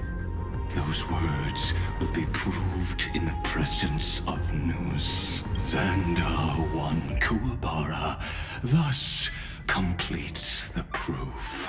Huh. You branded Droidhead as a failure with your own hands, yet you still expect them to prove your theory? I pity you, Xandar. I don't need your pity. Let them cast their gaze this way as much as they want, and paint the future they imagined. As their creator, I shall complete my duty, and direct them to complete their final query. The destruction of the self. What hubris. And what if you fail? No one understands failure better than Xandar. He has suffered so much already. What is one more failure to him? For the first genius, failure is simply the beginning of the next inquiry. You don't want to test the resolve of a dead man. That's excellent. Oh. Let's wait and see, Senior Society member. I'll have you watch me perform the final step to overturn your proof. I'm all ears. It's my topic, so stay out of it. Be quiet and let me borrow your head. Let's go, Screwy. We're gonna break Iron Tomb's seal. Come on, let's take off. It's time to go meet your little pet, Senior Society member.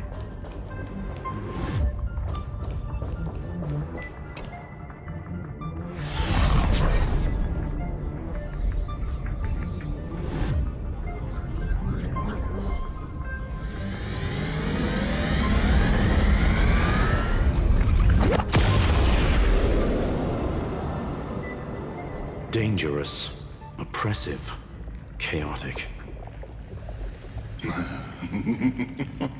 What a beautiful wail. It will soon resound throughout the entire cosmos. The view's pretty good here. All yours, Screwy. Just a moment, please.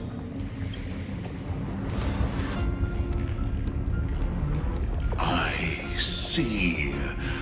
So your backup plan requires a scepter and the head of a genius.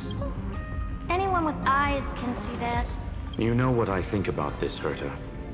Whether it succeeds or fails, your plan plays right into the destruction's hands. Can't you see what's going on, Screwlum? Her chances may be small, but it's not zero. What are you two going on about? If you want to stop me, be quick about it. I'm in a hurry. I'll take that silence as a no. You, Xandar? As your enemy, I genuinely wish you would cease your actions. But should your sudden inspiration bring more variables to the proof, then as a fellow Pathstrider of the Erudition, I won't mind witnessing it with my own eyes. You will initiate the destruction's chain reaction. But you'll also become the perfect scholar. The chances are 10,000 to 1.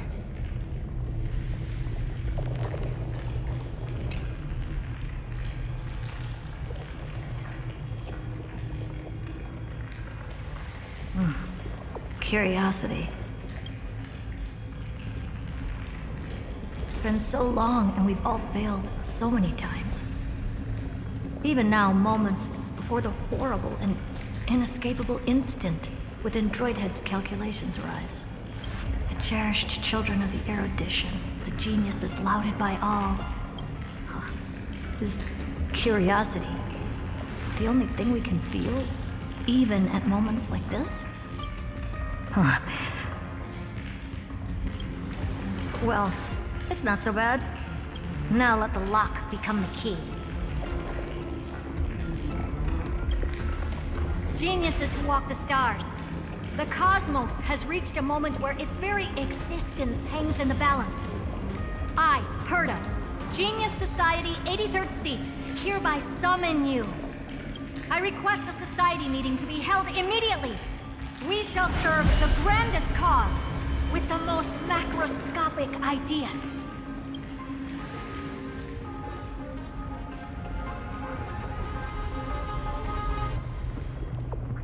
There's no such thing as unity in the Society's rules based on what I know. Indeed. The meeting has only been held 3 times in the Society's history. The first meeting had 2 attendees. After the Emperor was assassinated, the second meeting had 7 attendees. During the Second Great Prosperity, the third meeting had 5 attendees. How many will respond this time?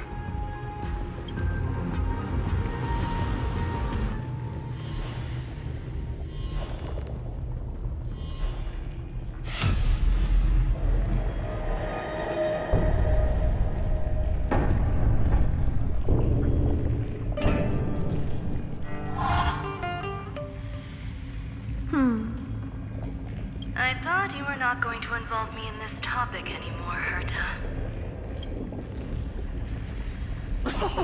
It really is this little witch. I shouldn't have made the bet with you, Hoka. I've been waiting for you to offer yourself up. Goodness gracious me! So many familiar faces. We even have a special guest. It's that greatest failure of a genius, Xandar. What a noisy gathering this is.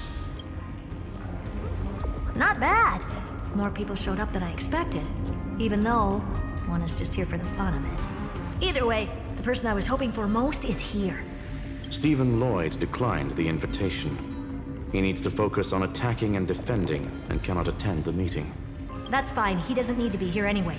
Let's skip the boring introductions and cut to the chase. Folks, this is not a discussion, but an announcement. Though the Society has never been united, we still observe at least one basic courtesy. We don't interfere with each other's research topics. So listen up, all of you. Conquering Iron Tomb is my research topic.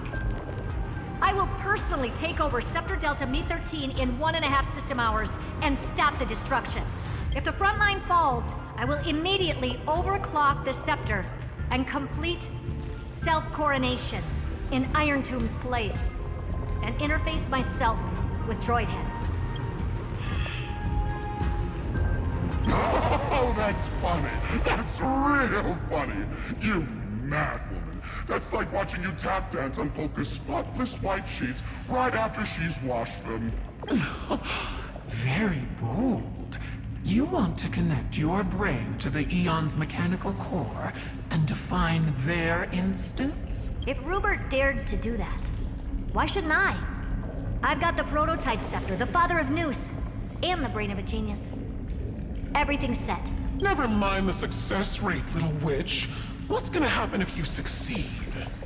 We're all smart people here, so I'll just say it straight.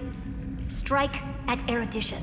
I'll change the anchor points for the 4th instant and move the future of the cosmos in a direction I want. I knew it. Another genius who confuses cause with effect. What do you think about this, Lord of Silence? You know you're signing your death sentence right here. Of course I do. There'll even be 2 copies of the verdict. One that I wrote myself, and another one coming from you. That's why I wanted you to be in this meeting. Now I can tell you, I don't care about all that. Consider this a threat. Either put down your scalpel or die with the entire cosmos. The only goal I have for this meeting is to ask all of you to put aside your pride and not cause me any trouble. Huh. What a naive little girl. Thinking her wishes will always come true.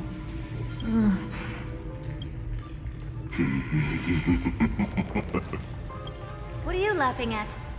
I am glad that we ended up on the same page.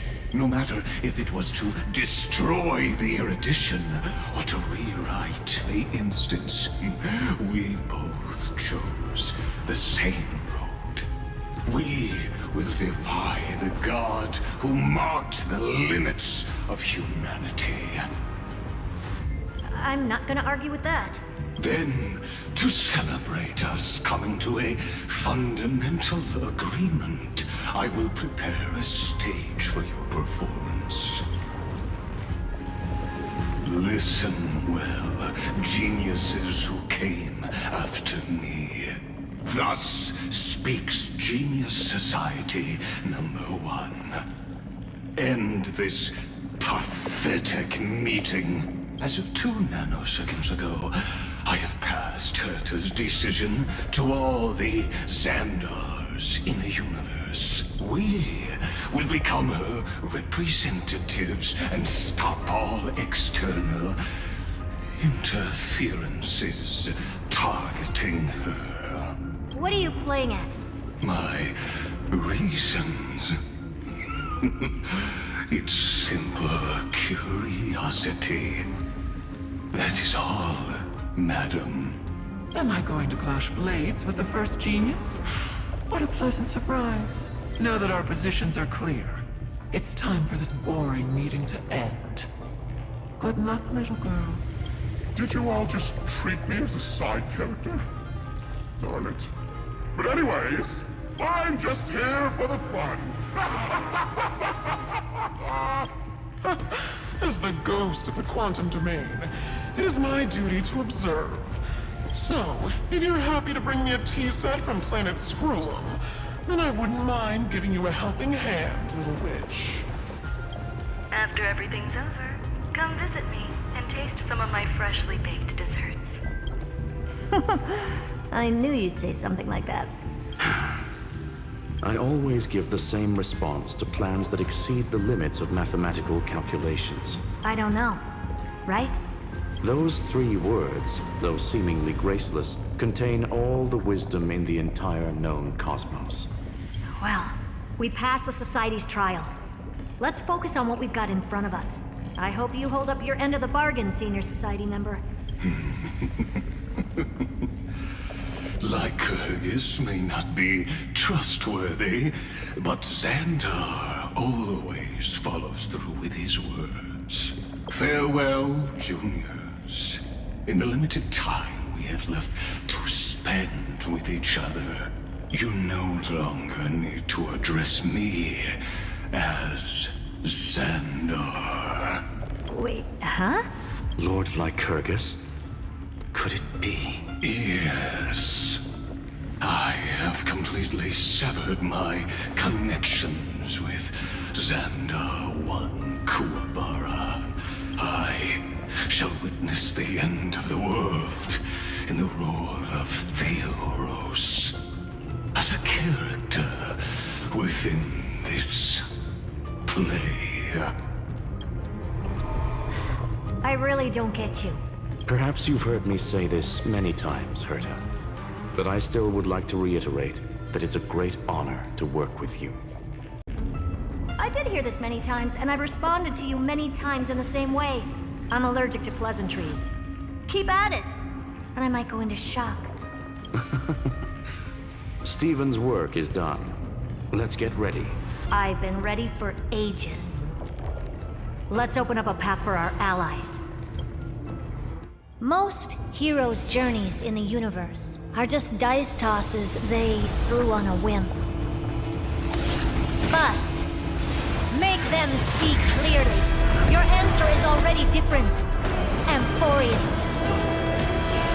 Indeed, for this world so deeply loved, we'll write an ending, unlike any that ever was.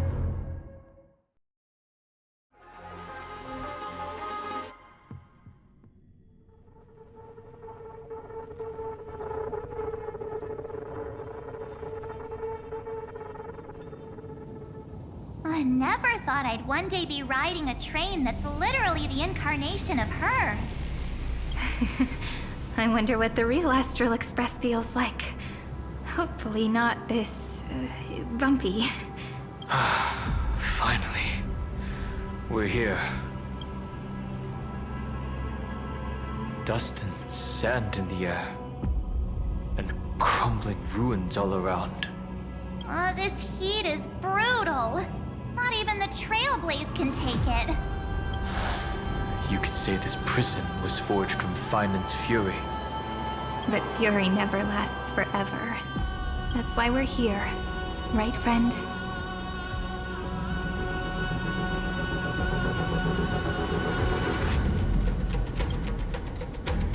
Let's embark on the final flame chase journey.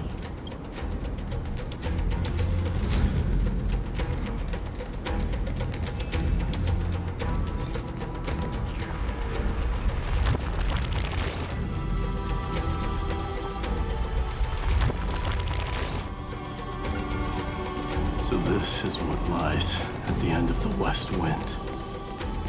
A ravaged battlefield.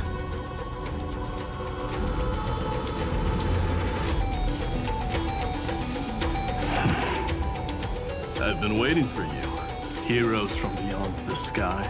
Trailblazers of the Astral Express. Right. Looks like I don't need to explain anything. I am the god of strife. Mighty of Castrum Kremnos. In this body rests 30 million lifetimes of cause and effect. We, the last of the 12 Titans, stand ready to fight for the world's destiny.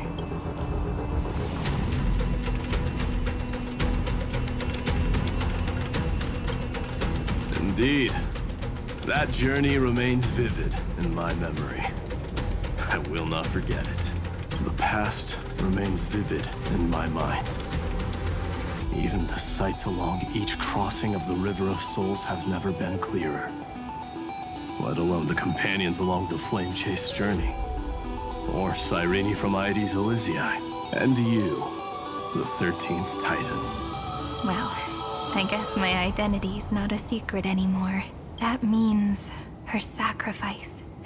And everything she did wasn't forgotten by the world, right? She was the first ripple. She should have reached the end of the story with everyone else. Since you've taken up her pen, then write. Stand with us, and fight destiny with all your strength. Until all is settled. Then, inscribe her name in the epilogue of the epic. In this final battle, calamity shall stand with Amphorius. This battlefield is a testament to the death struggle between the gods and the Black Tide. We fought tooth and nail to defend that blade. The abyss it pierced was the very breeding ground of Iron Tomb. The earth beneath our feet is dead. Deep below lies a void, as if the world's core had never formed. I hear it. Phainon's heartbeat. It's so faint, like he's on his last breath. Across 30 million cycles, I've crossed blades with Dawnmaker countless times. If you knew that man, you'd understand. It is exactly that last flicker of flame that will never go out. In this life, the song of strife shall not end in a final watch over Kremnos, but rise again into a journey unending. I am Mightynos, the Lance of Fury. I trade 1,000 scars and 100 lives of mine for the destruction's eternal end.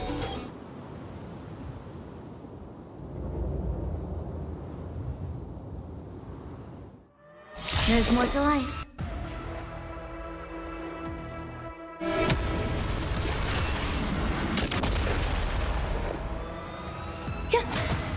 Hedge your bets.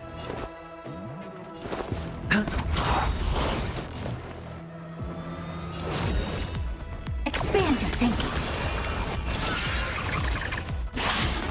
So tiring. To the soul. No dirty tricks. Look, with this divine power, I reforge all things. The dice have been cast. Bust. Or maybe I'll take it all. Watch your head. Oh. Eternal. Every petal in life, all will be swept away by the wind. Sure, I'll play along. Never seen perfection before?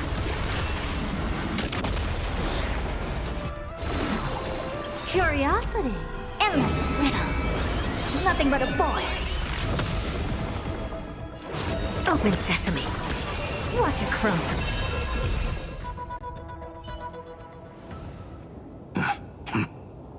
Weakling. Whoa, he's so strong! We didn't even get a chance to jump in. Sadly, our golden blood shares its origin with Iron Tomb. I fear that, like these pawns, even if the gods stand side by side, we'll still be divided and destroyed, one by one. You mean... To destroy the destruction itself, we must stand as one.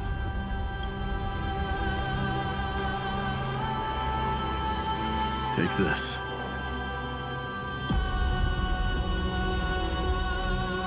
The signet of Kremnos.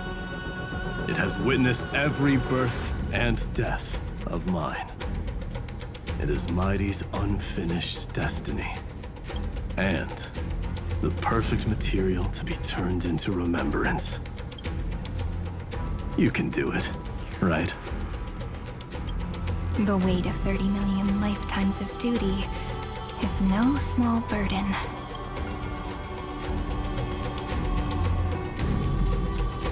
So, you're not coming with us?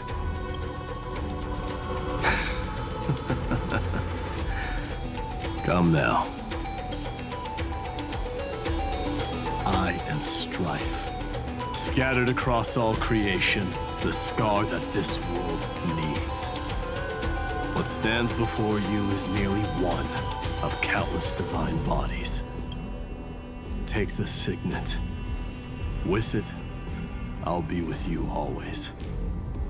Use it to blaze the path ahead and inscribe the cause of deliverance.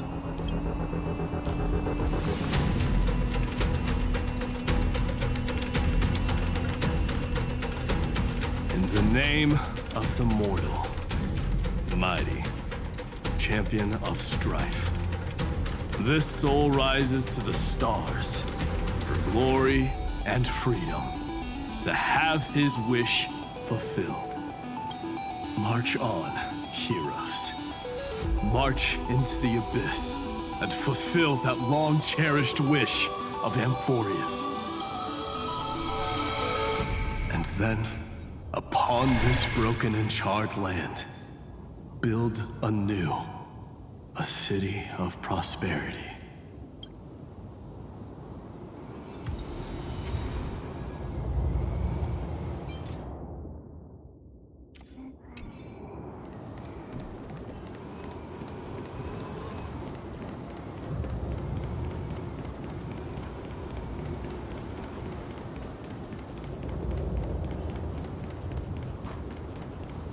Zephyro? Sounds like someone fused me and the Little Prince into one name.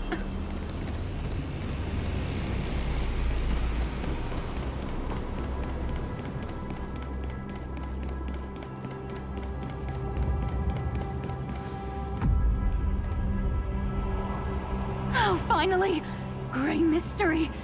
And, you two ladies, really look alike, huh? Hold on. Let me guess. This pink-haired one. You've got to be the first newspore. Mr. Meow. Demurge. Right. And, this one with the flower. Gotta be little Marge from the Express crew, huh?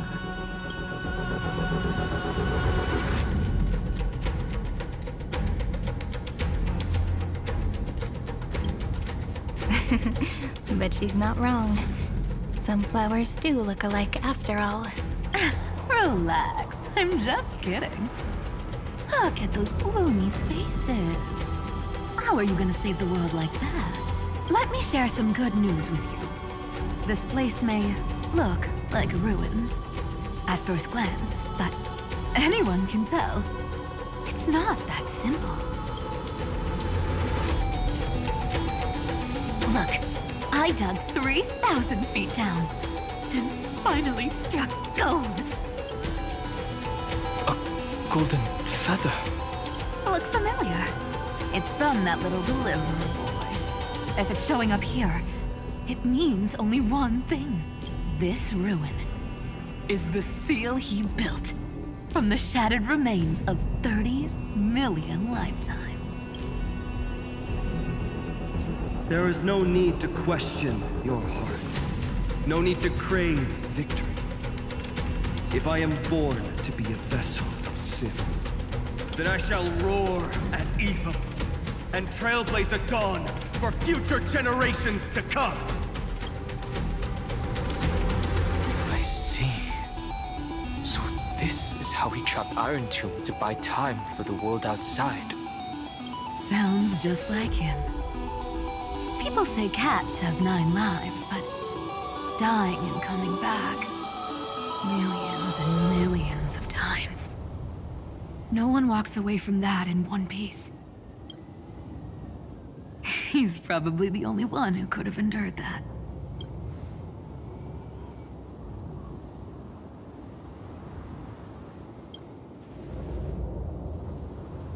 Of course. I knew ahead of time and gave him a heads up. He was happy.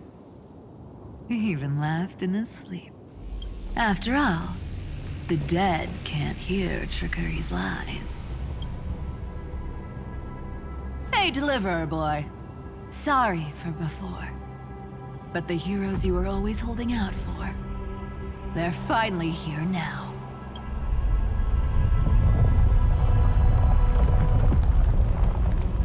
So hang in there a bit longer. Sorry to keep you waiting all this time.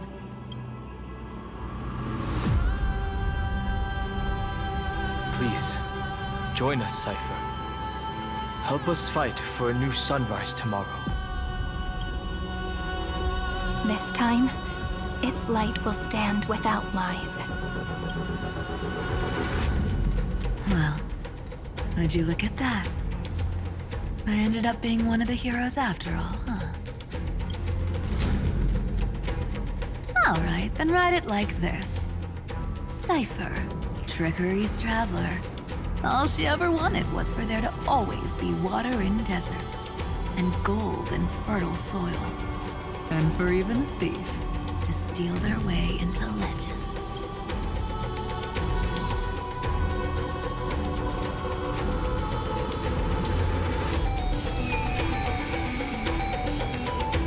Here, take the coin of whimsy. When it's time to make a quick getaway, just toss it high into the sky.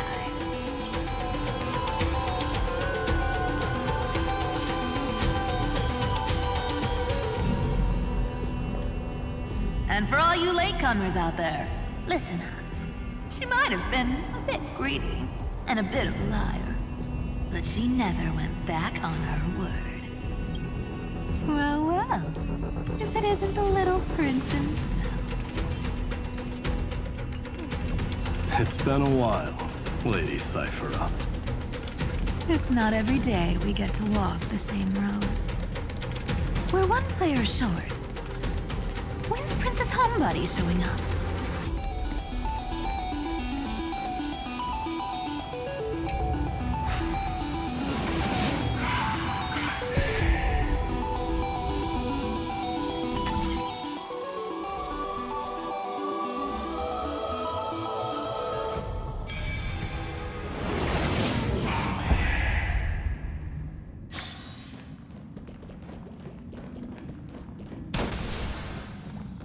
So even this vessel, you've forged into a shackle.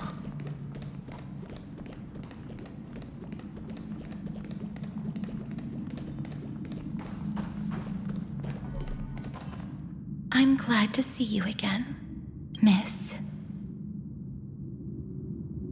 Castress.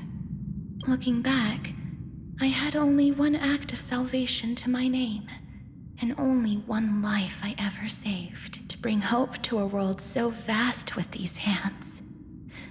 Even in dreams, it always felt like too much to ask for.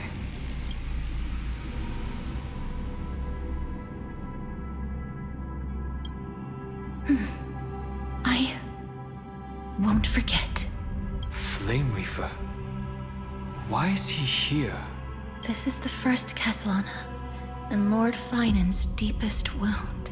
He remembered everything he bore through the fires of his fury, but when the embers faded, all that remained was cold regret.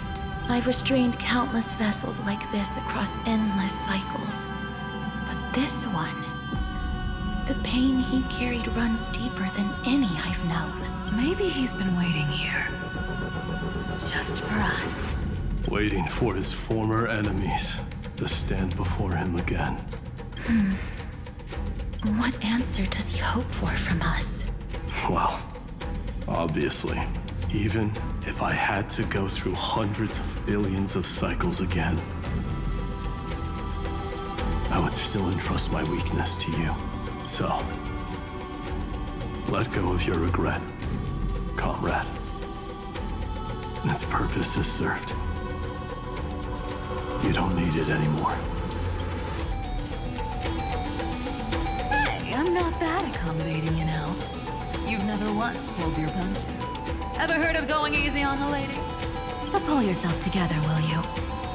If you freeze up during the final battle, the whole cosmos is gonna have a good laugh. Yes. Please trust in us, wandering soul. Across 30 million cycles, the radiance of every flame chaser now shines bright enough to illuminate the path ahead. I ask you to rest here, and may this grieving soil bear the bloom of acceptance. No earthquakes.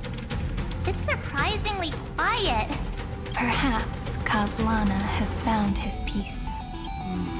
There's another possibility. This may not be the only seal he left behind. Then, I suppose it's my time to set out with you. Please take this Antilla flower with you. I believe that if anything could speak for Castorice, this ordinary, resilient bloom would be more than enough. Perhaps you remember, Lord Mighty. In that lifetime when you traveled with her, you once told me, control what little you can, and when fate's inescapable grasp comes, resist it with the strength of your mighty will. I think I've done it. I've stood tall and walked among the flame chasers, casting off the name of death, Castorice, servant of the afterlife. May her name be etched into the stars, and then live as a human and die as one. Why so sentimental? Sorry, the force of habit. That's a big one. So, who's up for a show? Not budging an inch, huh? Really, Gray Mystery? I leave you alone for a bit and you're already this rusty. Speaking of which, Miss Cypher, do Delosians all like spherical things? Of course we do. Wait! That's not the point. Isn't the real issue that this thing's in the way?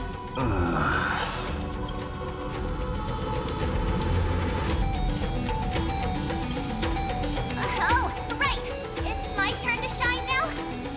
Watch this! The fresh power of time! Remember Orynyx's prayer? Well, of course I do! Come on, give me some credit! Lift the beddings of memory and stir up ripples of past reverie!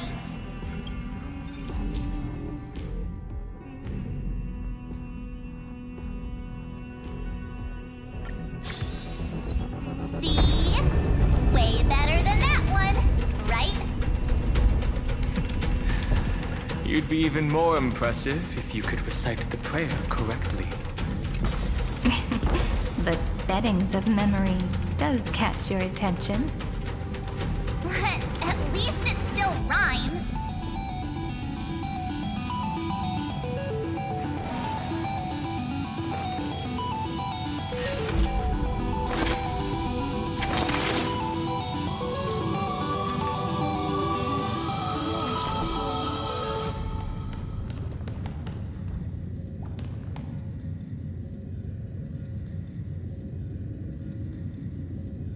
There's a whole garden down here? Incredible. The energy in the Earth's veins here is... it's completely different. This is the sweet dream Lady Cypher wove for him. A peaceful, gentle new world.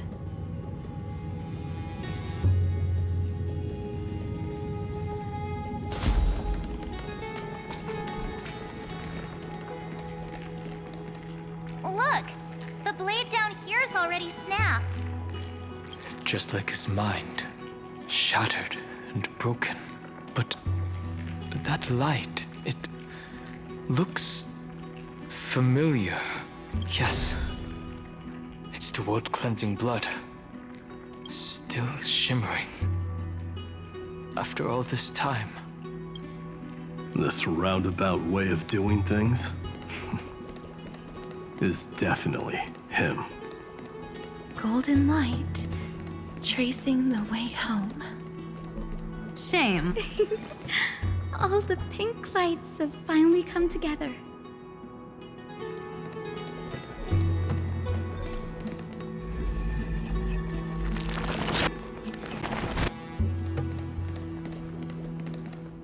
I've been waiting so long for you, Grayy, Danny, and...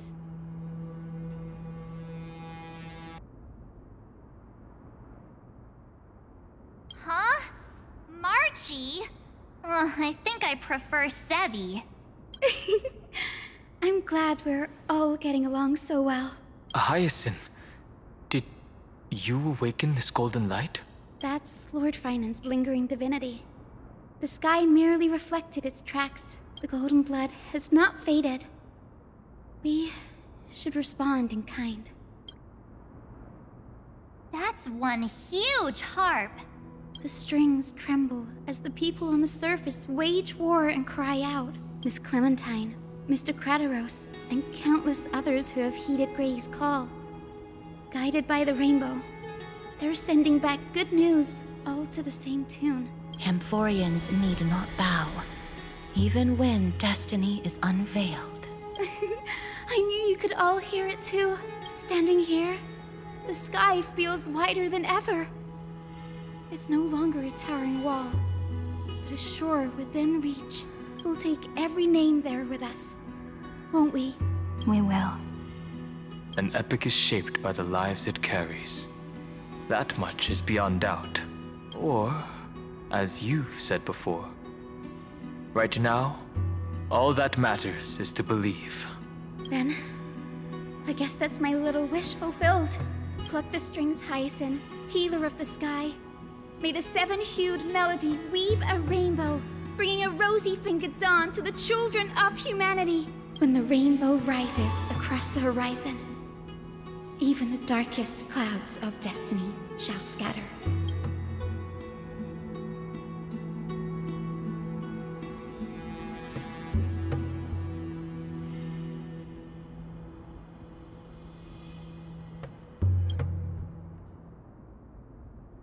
The melody. It's changed. He heard the voices of the people, but could no longer respond with the same ardor, like a bird drawn home by instinct. It takes flight and finds its way to him.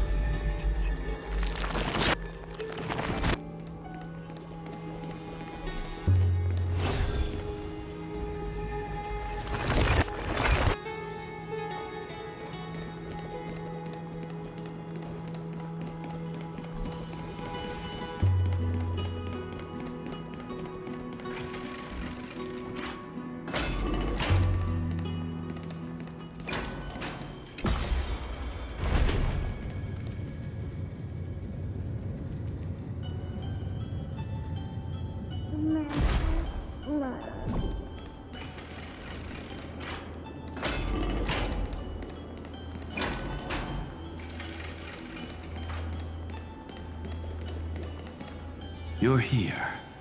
Sooner than I expected. So all along, the Demiurge was you. The pink mammal beside the Trailblazer. Your classification is pretty spot on, Professor Anaxa. Well, the sages of the Grove do call him the Titan with the sharpest eye in Euphorius. Say the ones who keep dumping every problem child on me. They also say that the Titans are way better at raising kids than the Caprists. With great power comes great responsibility. I'm sure you know just how to guide them, right? It shouldn't be too hard for someone with your insight. Exactly. All right, gather yourselves. It's time for a pop quiz. Whoa, this is way more hardcore than the happy-go-lucky stuff at Paperfold University. The final battle is upon us, and the reinforcements still can't get through. No matter how many times I tell him, he just can't seem to manage the rear line properly. See those crystals? They carry the wishes of deliverance, like insects trapped in amber and resin. This is the task phainon left behind. Retrace the path once taken. Draw forth those wishes from the crystals, and carry them into the final battle. I've tried, but I can't move them alone. And as for why, well, I'm sure you all know the answer.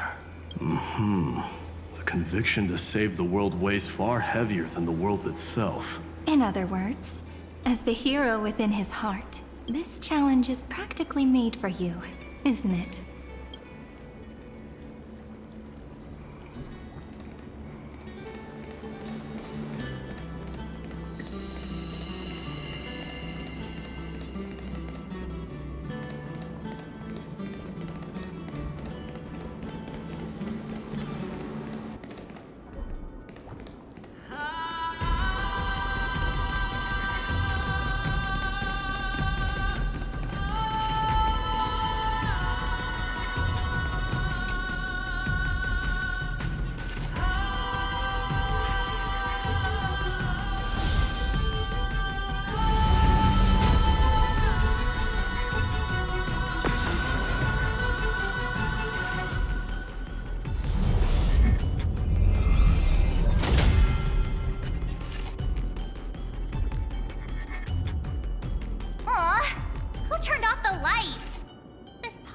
Even has dramatic effects now? Endless darkness. That is where wishes begin. But with just a glimmer of light, we can illuminate this lonely world.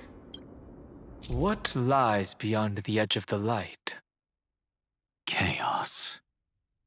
To bear the name Kaslana, one must first plunge into chaos.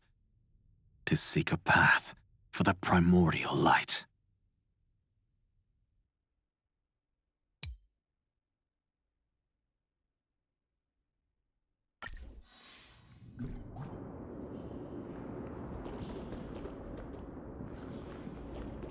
Beyond the shadows lies the outline of dawn. Only by bearing both light and shadow can one traverse the cycles of dawn and dusk.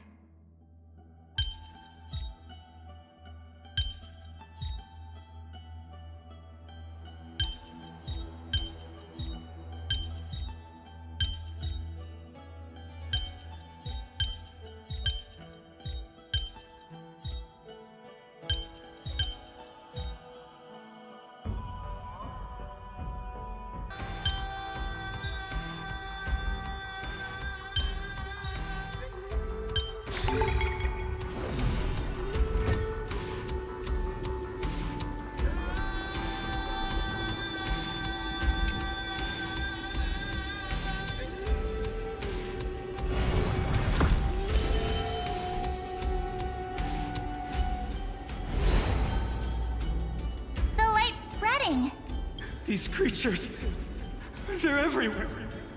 Someone, anyone, where are you?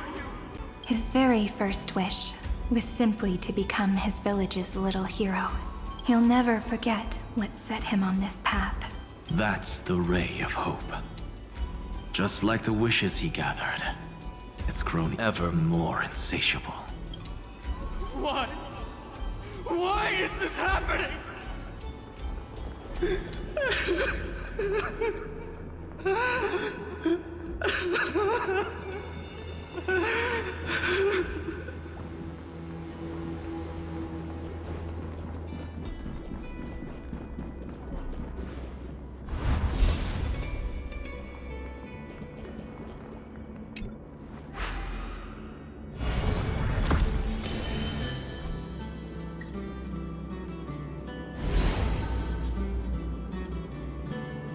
Even the deliverer from the sky must have their beginnings in the soil of the nations.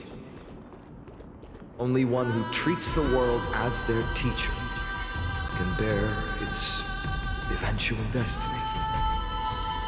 He never expected that the majestic holy city would be far from the end of what needed to be protected. The farther his gaze reached, the more weight he came to bear. But in the end, he couldn't hold on to any of it.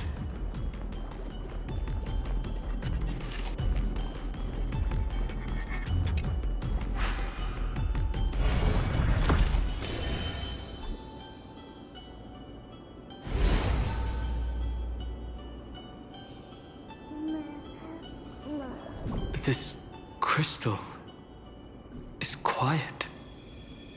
A prisoner in the cave can never truly describe the world in its entirety. Yet even so, he would still choose to bear it.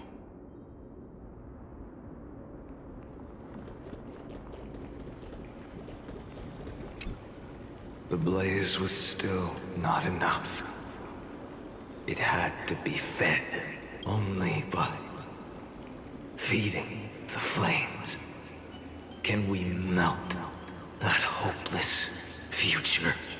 The echo in his heart still lingers. Deliverer, take the wish of world-bearing with you first. We only have half of the mark. Where's the other half? Take this. I'll bring you to the next test. That massive tome you're holding must have room for one more scholar, I presume. Of course. It can hold the whole world. Then give me a lift, would you? I'd rather save my energy and use the time to think. Even gods shouldn't skip exercise, you know? Miss Hyacine is right. Then, with the trailblaze as witness, the stars shall remember how Anaxagoras refuted the gods. No need for that. Anaxa, scholar of reason. Keeping it simple makes it easier for future minds to question. Go. The closing act is still far ahead. What is this? A conference? Welcome! Take a seat anywhere you like. I'm getting a migraine.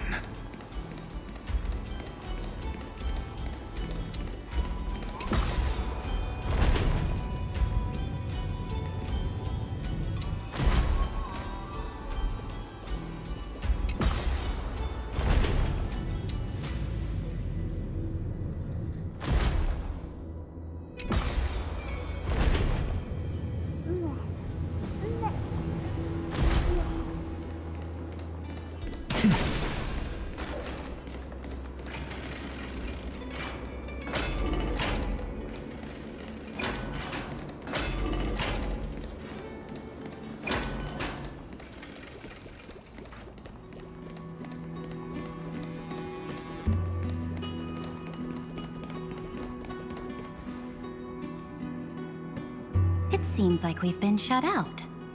I don't think that's a bad thing. Greyfry! You finally made it! No laws, no opposition. Just a dying beast and the flame-chased spirit of shared hatred. Ugh, boring. Whoa. This place is really out of the way. Imperator, should we tell them? It's your call. Allow me to share our findings. This paradise, along with the destruction, seems to be instinctively rejecting both the Imperator and me. Perhaps it is because the era in which phainon was the most active lies far removed from the days of the first flame chase journey. Even in the cycles where he remained sane, his ties with us never went beyond cooperation. Even trapped in a cage, he hasn't let down his guard. That is a good sign. That man's heart may seem hollow, but his hatred is clear. Naturally, it holds no place for a monarch who stands above the world, nor her blade. Wait, so you two can't come with us? You want us to join you as memories? Indeed. This way, the stars shall remember a great sovereign and her faithful retainer, Cerydra, monarch of law, and Hysilens, knight of the ocean. Is that book truly the only way for us to leave our names in history? I believe, as I've written, is but one medium. The remembrance has countless ways of capturing time. Understood. Then, allow me to decline. I'll see you on the battlefield. I would rather be forgotten than be defined. If your words hold true, then we have our own ways to meet again in the world to come. In that case, I will choose the same. Let the waves that surge within your heart cleanse the sins of the black tide, Greyfry. The storm sea awaits your song of triumph. You two are still as resolute as ever. In that case, we must double our efforts. A promise to the Imperator is not one we take lightly.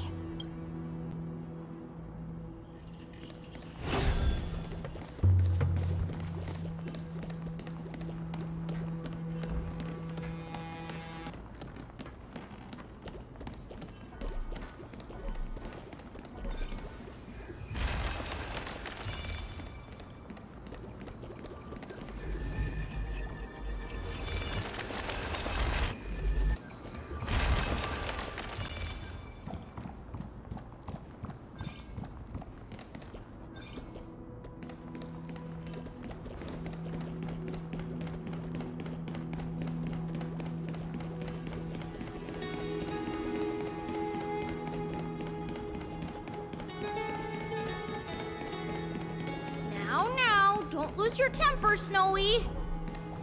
Good kids keep their emotions in check. That voice! It's the Tree sisters!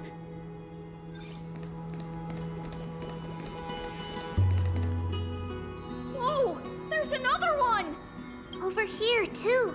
Lady Trebios? Whoa!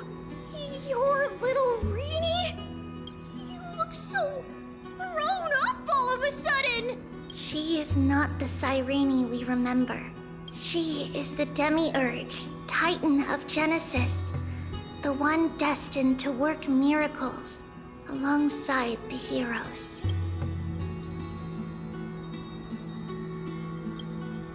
Yeah, and we are ready. But Trian and I can't leave just yet. You see, weird stuff keeps popping up everywhere. These scattered scrolls are full of terrifying things. And they're all over the room. They're so scary and so sad. Good thing Trian's wings are amazing, or we would have been swallowed up. We need to stay here and do our best to clean them up. Scrolls filled with horrifying content. Friend, shall we take a look? There is no black tide here. But it is a battlefield, all the same.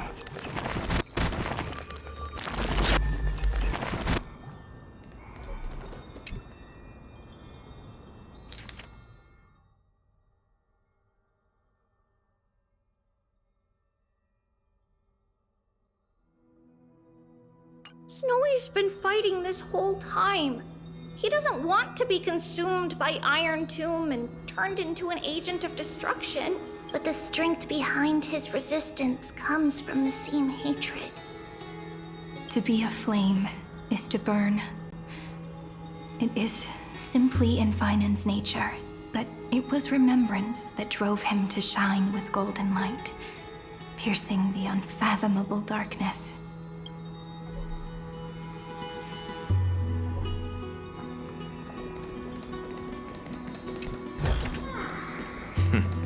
Go melt it down.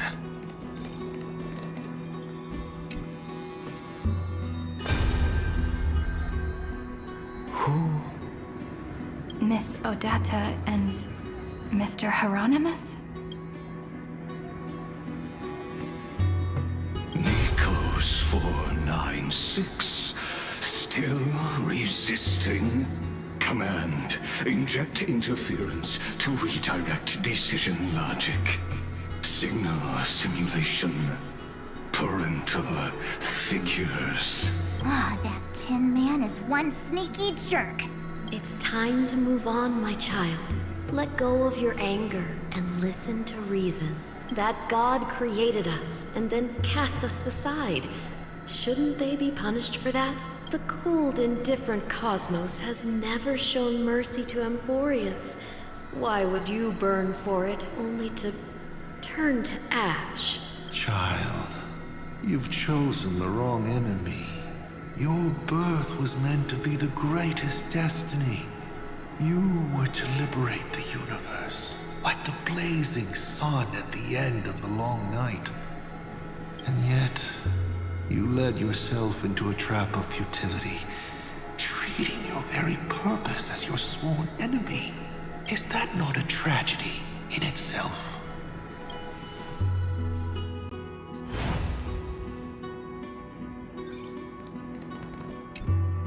His inner struggle and the destruction breaking through. They're rising to the surface. If those thoughts take over this little world, we're in big trouble. So, we'll use the Century Gate to toss them somewhere no one can see. Then, we'll defeat the baddies together and meet everyone at the end of the West Wind. But if Phainon and Iron Tomb are already inseparable from each other, that would mean... It means he's still bearing the weight of the world, so that everyone can reach the end as a deliverer. So, you guys keep going forward and down to where Snowy is.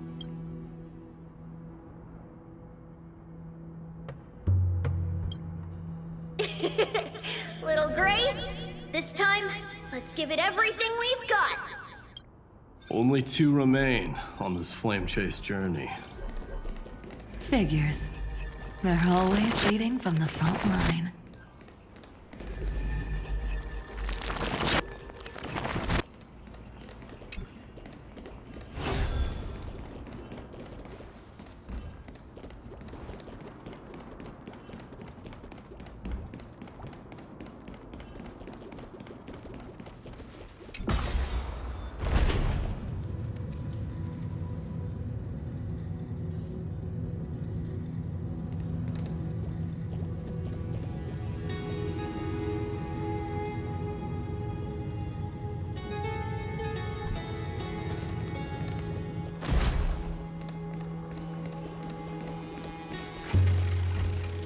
Take a look. This is Feeling lucky.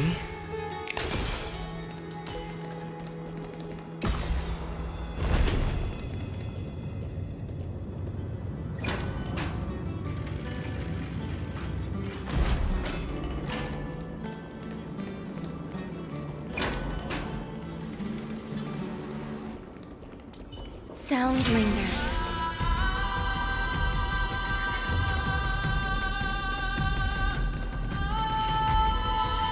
We're here.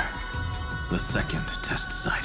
I wonder what kind of wish we'll see this time. I'm afraid it's quite the opposite. This time, we'll face his despair. That's right. You'll have to walk this path too. The other half of the weight of world-bearing lies at the end of this path. Relax now. Take a deep breath. Come on. Let's make it quick.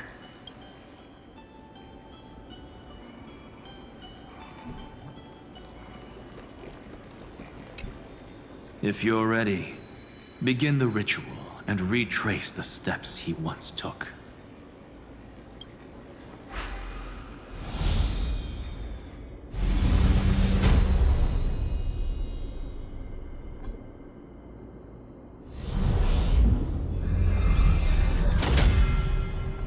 Looks like we'll be walking through the darkness this time. Exactly. It's no longer about mending broken wishes, but shattering the frozen despair.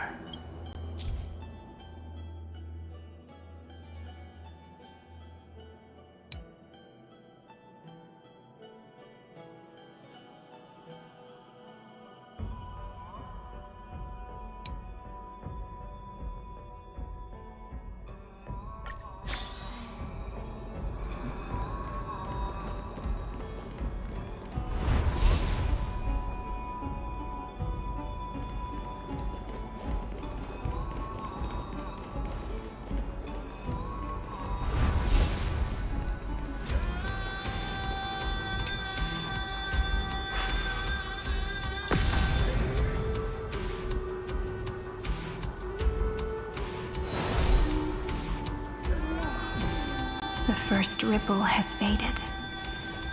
And so begins a long and arduous journey.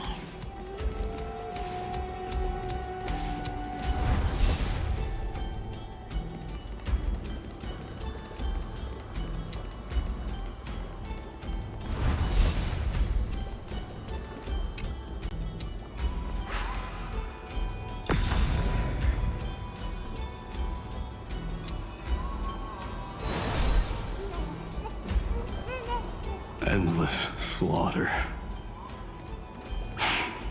All for nothing. That's more than anyone should be made to suffer.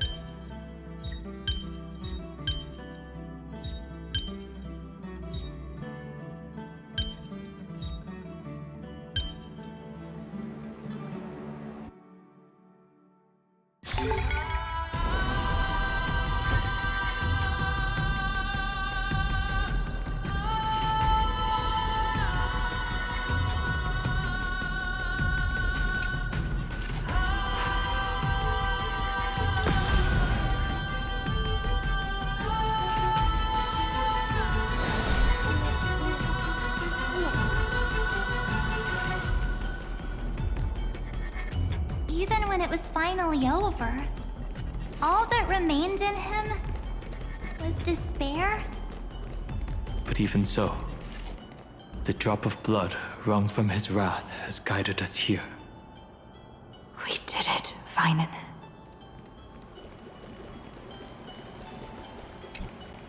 The other half of world-bearing, as promised. Take it now.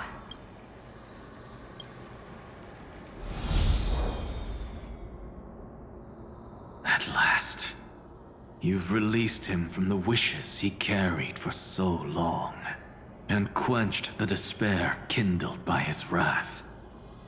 When both light and shadow are claimed by those who follow, his true form shall emerge.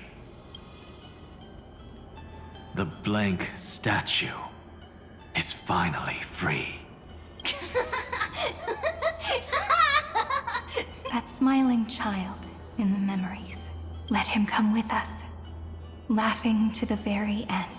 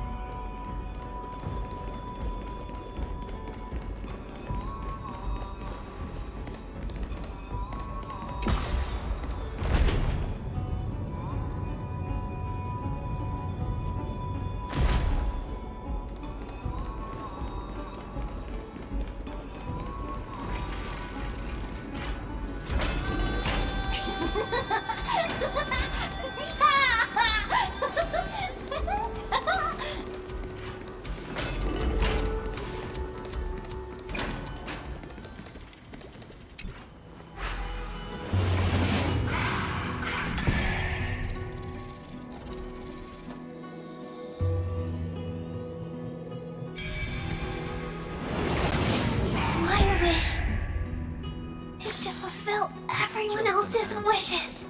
Nothing too difficult.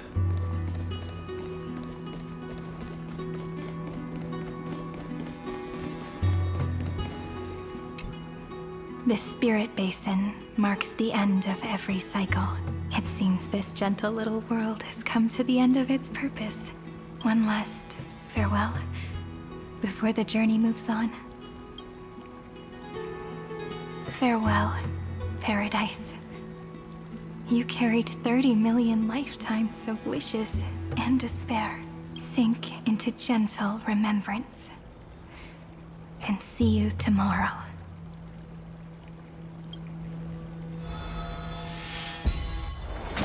From now on, the world no longer needs a tomorrow promised by prophecies. And the wish phainon could never find and call his own, someone's finally stepped into its shadow. Whoa! So tall! So cool! Just like the hero in the Oracle cards! It's because he is the very embodiment of a hero. Who are you? So, you've returned to a blank space. But for me, this is the 33,550,337th time, and the last time that I meet you at the end of the world. They're already on their way. Should they cross paths with me, I imagine things may spiral out of control. 30 million... what? And who are they? Pay it no mind, child. Keep looking there. What do you see in him? It looks just like a statue, but... it's weird. He's warm. Like, really warm. Why not listen as well? I hear something. There are cracks all over him, and they're making this sound. Like someone's groaning. It's scary. Is he gonna fall apart? How unfortunate, child. This man would rather fall to pieces than fall to his knees. You might think of me as a sculptor. Across all my years, I only completed 2 pieces. Others may call them masterpieces, but only I know how many regrets they truly hold. Regrets? My first creation left me, long ago. This second one, it was meant to be perfect. I believed it with all my heart. Until this very moment. I don't get it. Are you saying you've changed your mind? I won't change. But I'll admit this. Those 12 stones, unpolished as they are 1,000 times more exquisite than any statue. It's as if they are mocking me, a failed sculptor whose touch can only diminish what was born to shine, until nothing remains. For the first time in my life, I've realized this vessel is merely an avatar made to contain the first genius's paranoia. The seal etched into my mechanical core permits me to pursue only one purpose: destruction. Compared to me, those 12 glowing, unrefined stones may have lived with more freedom than I ever had. Is this your confession, Lord Lycurgus?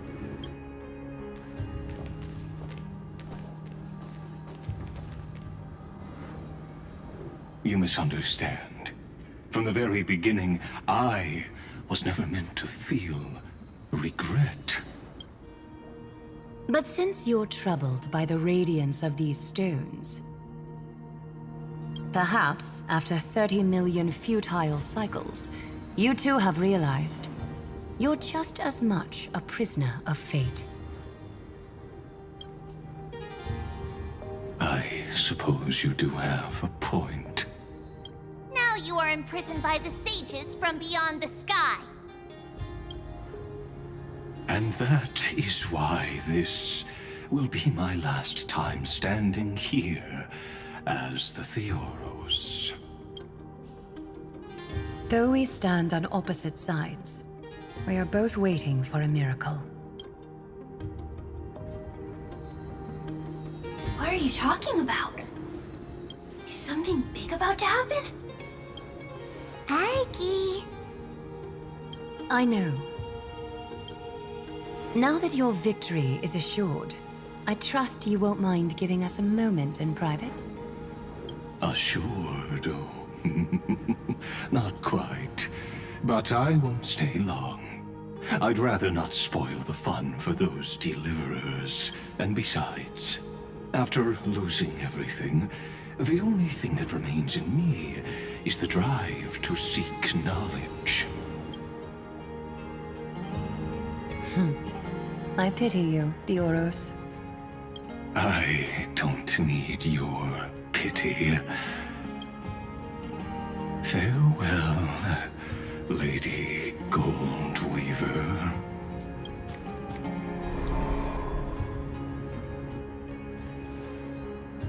Sorry to keep you waiting, Snowy. We're here to take you home. Home? I don't understand. Isn't this my home? This isn't a real home. A home should be a warm, cozy place where you can let go of all your burdens and sleep peacefully for a long, long time. But I can't sleep. Every time I feel drowsy, there's a voice. You mustn't sleep or disaster will come. sounds really weak, but also kind of strict. It won't disturb your sleep anymore, child. For countless nights, you had no other choice. But now, your mission has come to an end. Join us, and send your own wish towards tomorrow.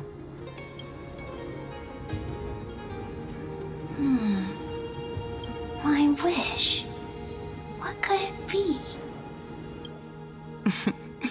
You don't have to come up with an answer right now, child. Grown-ups often think duty and ideals are wishes. But a true wish should be the purest, most beautiful thing of all. It can only take form in the hands of someone who is truly free. So, Snowy, will you come with us to chase after your own wish?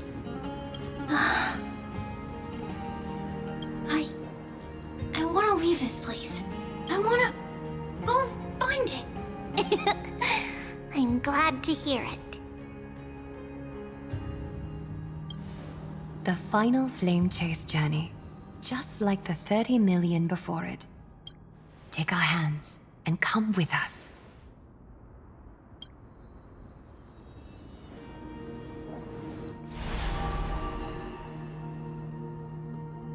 Where did little Phainon's shadow run off to? Look, he's already gone ahead to embrace his destiny.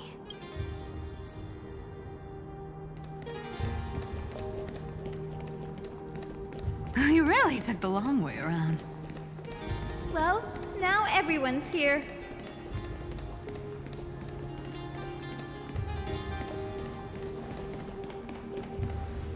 You finally arrived, Deliverers. Long time no see, everyone.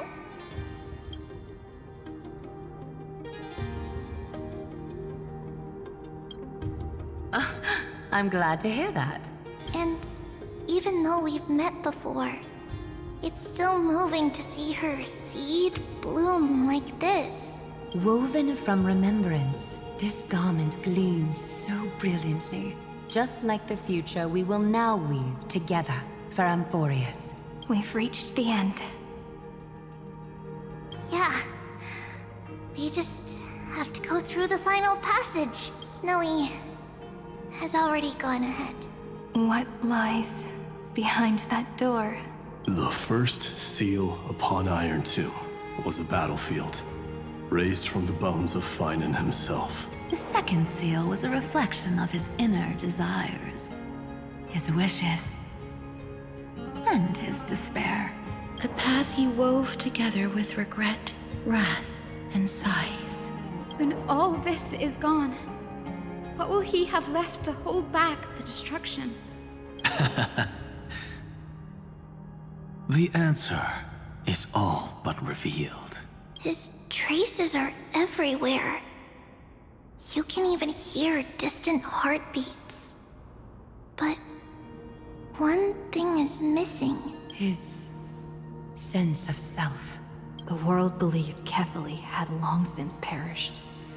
But they held fast, anchored by a sliver of self, standing for 1,000 years to shelter all life from the Black Tide.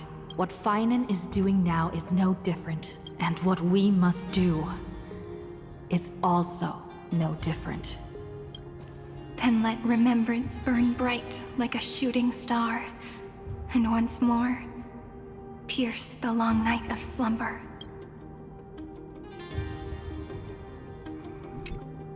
Take a moment to gather yourself. Once you take this step, there's no turning back.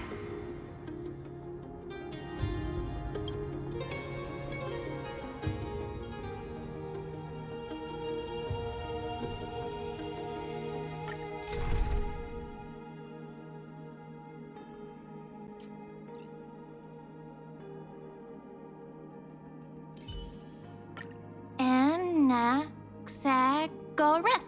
Not a single syllable missing. Did I get that right?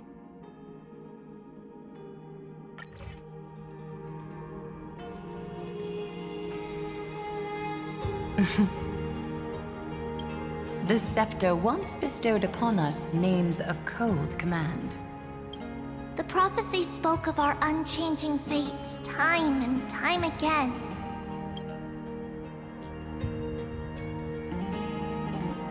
But under the pens of trailblazing and Genesis, the stars shall thus sing of tomorrow. Trebios, holy child of passage. Aglaea, weaver of romance.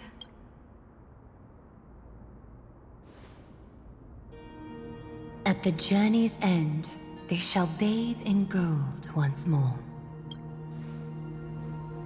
Through myriad passages, until all that was lost is reclaimed. Do you still remember, Kaslana? The one who won't reach the dawn. The world dissipates at the end of the cycle. In this dream, you will awaken again and become once more that boy who loved to laugh.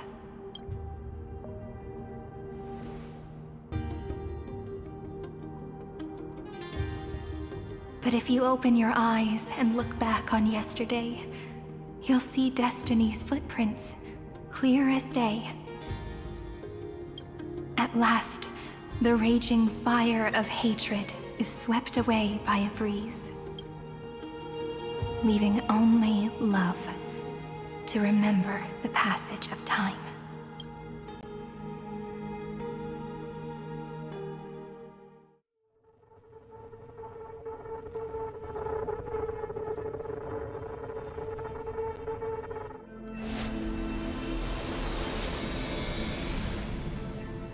Losses are a constant on the Flame Chase journey.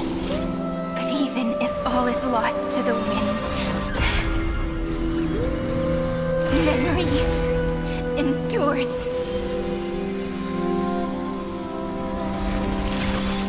Here, all that was once futile finally comes to fruition.